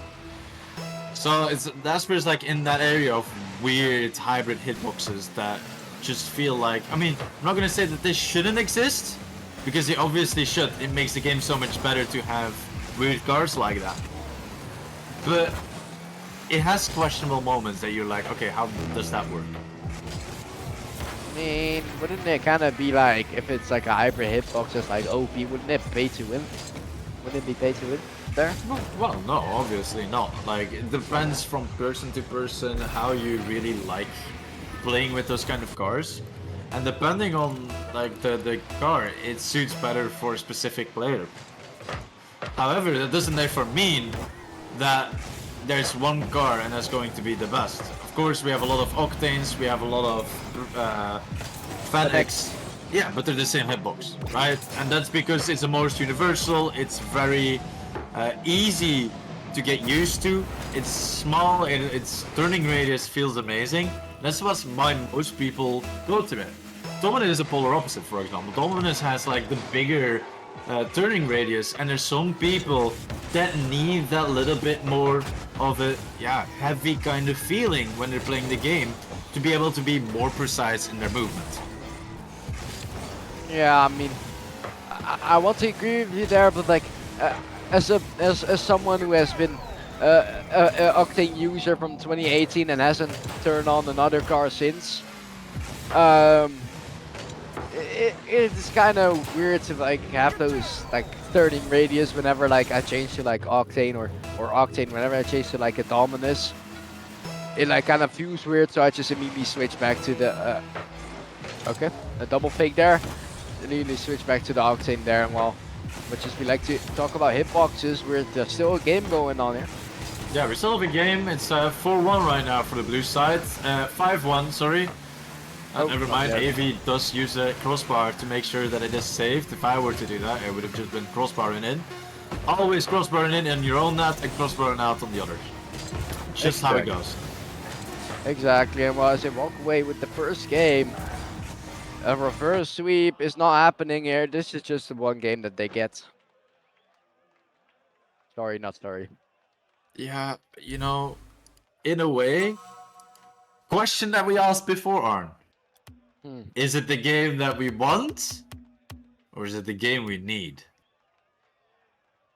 Do we want the game 7? Yes, sure. Do we need it? I don't think so. But I mean, it's up to the players. Is it? I mean, whether what we want or what they want, it's up to them. So see what they can do here. And well, as the blue side walk away with their first game here, it's gonna be a close one in game 5 here as we're heading on to the next map here, and let's see what they can do in the next map. Maybe bring some mechanical magic into there. Maybe do something, but surely change that F-square. I mean, that is just one aspect, but if you look how Sin is playing these games, he's just playing it laid back. And the fact that they were just allowed so much space before from the entire blue side, that is the main reason why we're seeing the struggles from the side from All Stars Blue. And this game, Bishop played a little bit more what I like to call aggro. He made sure to put pressure on, he made sure to not give them too much space, and that was the thing that we were seeing. Ivelius was doing the same thing. He's back in that Dominus, actually one of the cards that he used to play in more than actually a Fennec and an Octane. He switches between those two a little bit. So it can go any way as we almost have the first goal. Oh, Bisho almost gets it. Mithril! Well, still not in, as much as you don't like that decision of him to save it. It's, well, Bisho now is going to want to get the first goal here as he gets it to Mox. Mox a little bit out of position there, can't get a shot there. As Sin is here up on the ceiling, is going to want to get it out. Does have the flip for it, does use it, is going to want to try to dunk it. Bisho here doesn't help. Goal! It was almost an own goal. I'm at this point, I'm joining the meme in the meme cast, and we're hoping for own goals. Hoping for own goals indeed here as Mox is gonna want to get a touch on that. Does not get the touch that he wanted to as Sin gets into the corner as Mithril pre-jumped that. Bisho is gonna want to get it out. Avi gets it via the sidewall. Does want to do something there, but can't with his battle bus as Sin gets demoed. Bisho a little awkward there, leaves the ball for Sin, has a lot of space. Gets bumped by Mox there as Sin is stealing their boost there as AV now gets it up on the backboard, but not too much power. Gets another touch and leaves some power, but Sin just couldn't get the shot on target as Bisho got the block. Right here, Ivelius taking that ball into the corner, gets that pinch into midfield. Sin extends it to the side. Now Mox there waiting, tries to get a touch, but almost gets bumped by Sin. There tries to turn away, but now Bishop, nice shot. Tries to get that ball into midfield, and Ivelius is dusted. Mithril is up in the air, but completely misread that play. It's now Avi back into midfield. Is the red team looking for continuous passes, and the blue team continuously running just a step behind. Just behind, and he does mock just to get it out there. Gets it out a little. Two players all on the same size, not what you want to be doing here as Mithril pops it up for AV. He's gonna want to go for a little fancy double tap. Gets it up on the backward for Mithril to finish, but Bisho blocks that beautifully as Sin gonna want to continue here up on the corner. 50's in with Bisho, but now Mox just continue for a counter attack. AV here takes it up on his own backboard. Mox tried to get that ball there, but missed the ball as AV can't quite get the reset on that. Can't get it past his own half. Now gets it past his own half as Sin is gonna want to try to do something here. Oh, a 50 there, not in his favor though, as AV is gonna want to get it to the sidewall. Oh, clip moment. Oh, No, never mind. Clip moment denied. I felt the clip moment. Like, I felt it. My twinkle toe was saying AV is going to do something with the ball. He's going to get like a ceiling reset. Then get a reset by just using his reset to get like a jump. And then just score. That was what my spidey senses were saying. And then all of a sudden he was just falling down, trying to pinch it with his teammate. ah, fair enough. I mean, that was kind of the same thoughts that were going through my head as he was piping down upon his teammate trying to get the pinch, but doesn't get the pinch. And well, Guys? it shouldn't be a goal. A front flip shouldn't be a goal at this level, but it is a goal.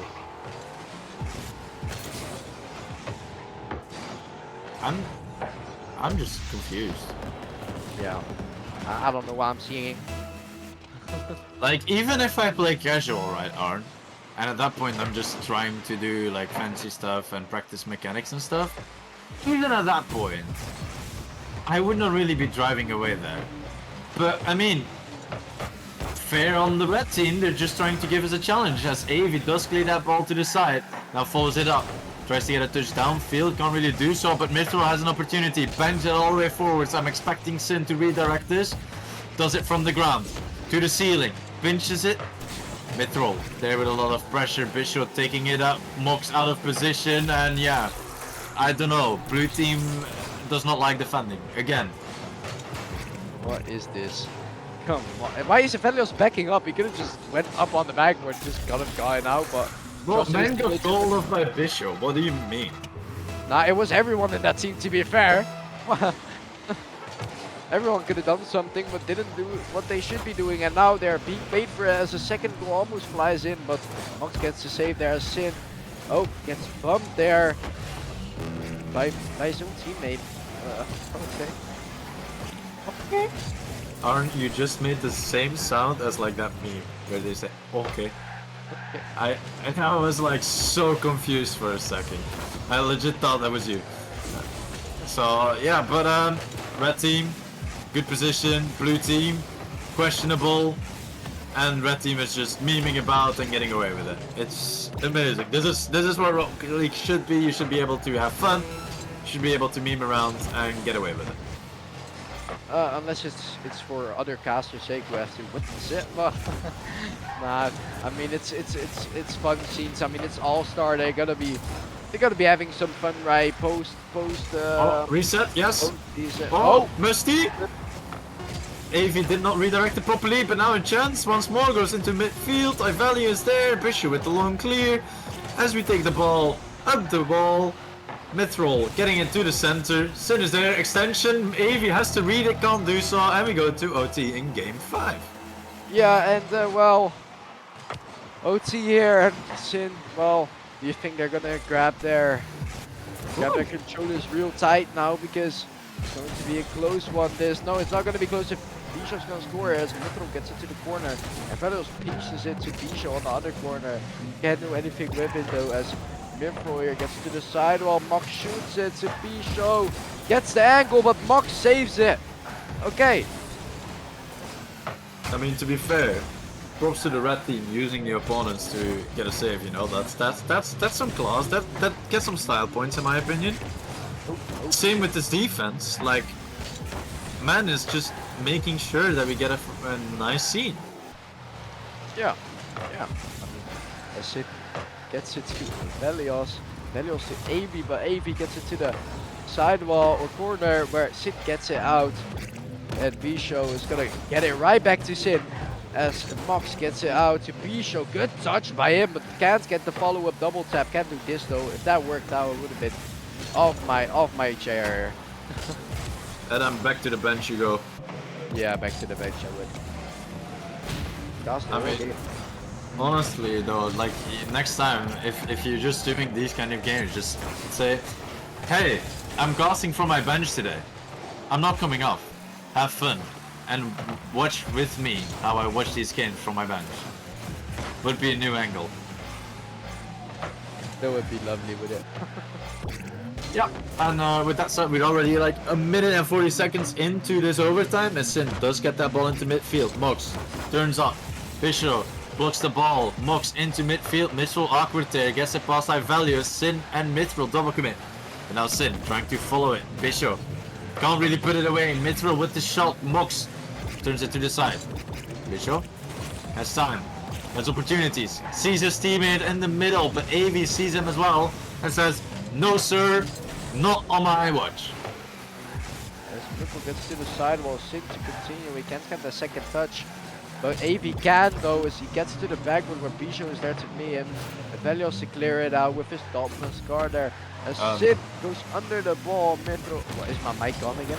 No, I'm just. Wow! That was quite the save. Hey, at least red team is like semi-memeing only. Semi. Just semi. Semi. The moment they need to save, they're somehow there. So that's like those moments that you're playing against tryhards and casual, and you just want to relax. And every time you feel like they're about to just do something tryhardy, you're there. Exactly like this. Yeah, that just makes so much sense. Yes. Yeah, indeed. There's the 3-minute overtime is still going on, and well, it's gonna be Sid here. Sid. Oh, Sid. Oh, that's Bisho's gonna shoot it, but AV there to get it out. Sid 50 with the Velios, and still hanging in the air as AV takes control of the ball to Sid. Back to AV, maybe a shot, but Bisho gets to save. There's Ripper goal. Surely this is a goal, right? But Velios saves it, and Bisho was kind of awkward there, but got the save as Goal. No own goals, said. I was like chanting for an own goal. I saw the opportunity of a blue car by accident touching the ball. almost. And then, yeah, up into the center. Valius has an open net. Can't put it away. Bishop too late. And Mithril was there with the save. Yeah, red team completely in control. Blue team having great opportunities. And with that, everything is said, I think. The fact that they have great opportunities. But we see what happens. Yeah, I mean, it just doesn't work. The seniors doesn't work. As much as they individually can do a lot, why is everyone there? Is Mithril. As much as they can do a lot solo, when they're playing together, it just doesn't work out.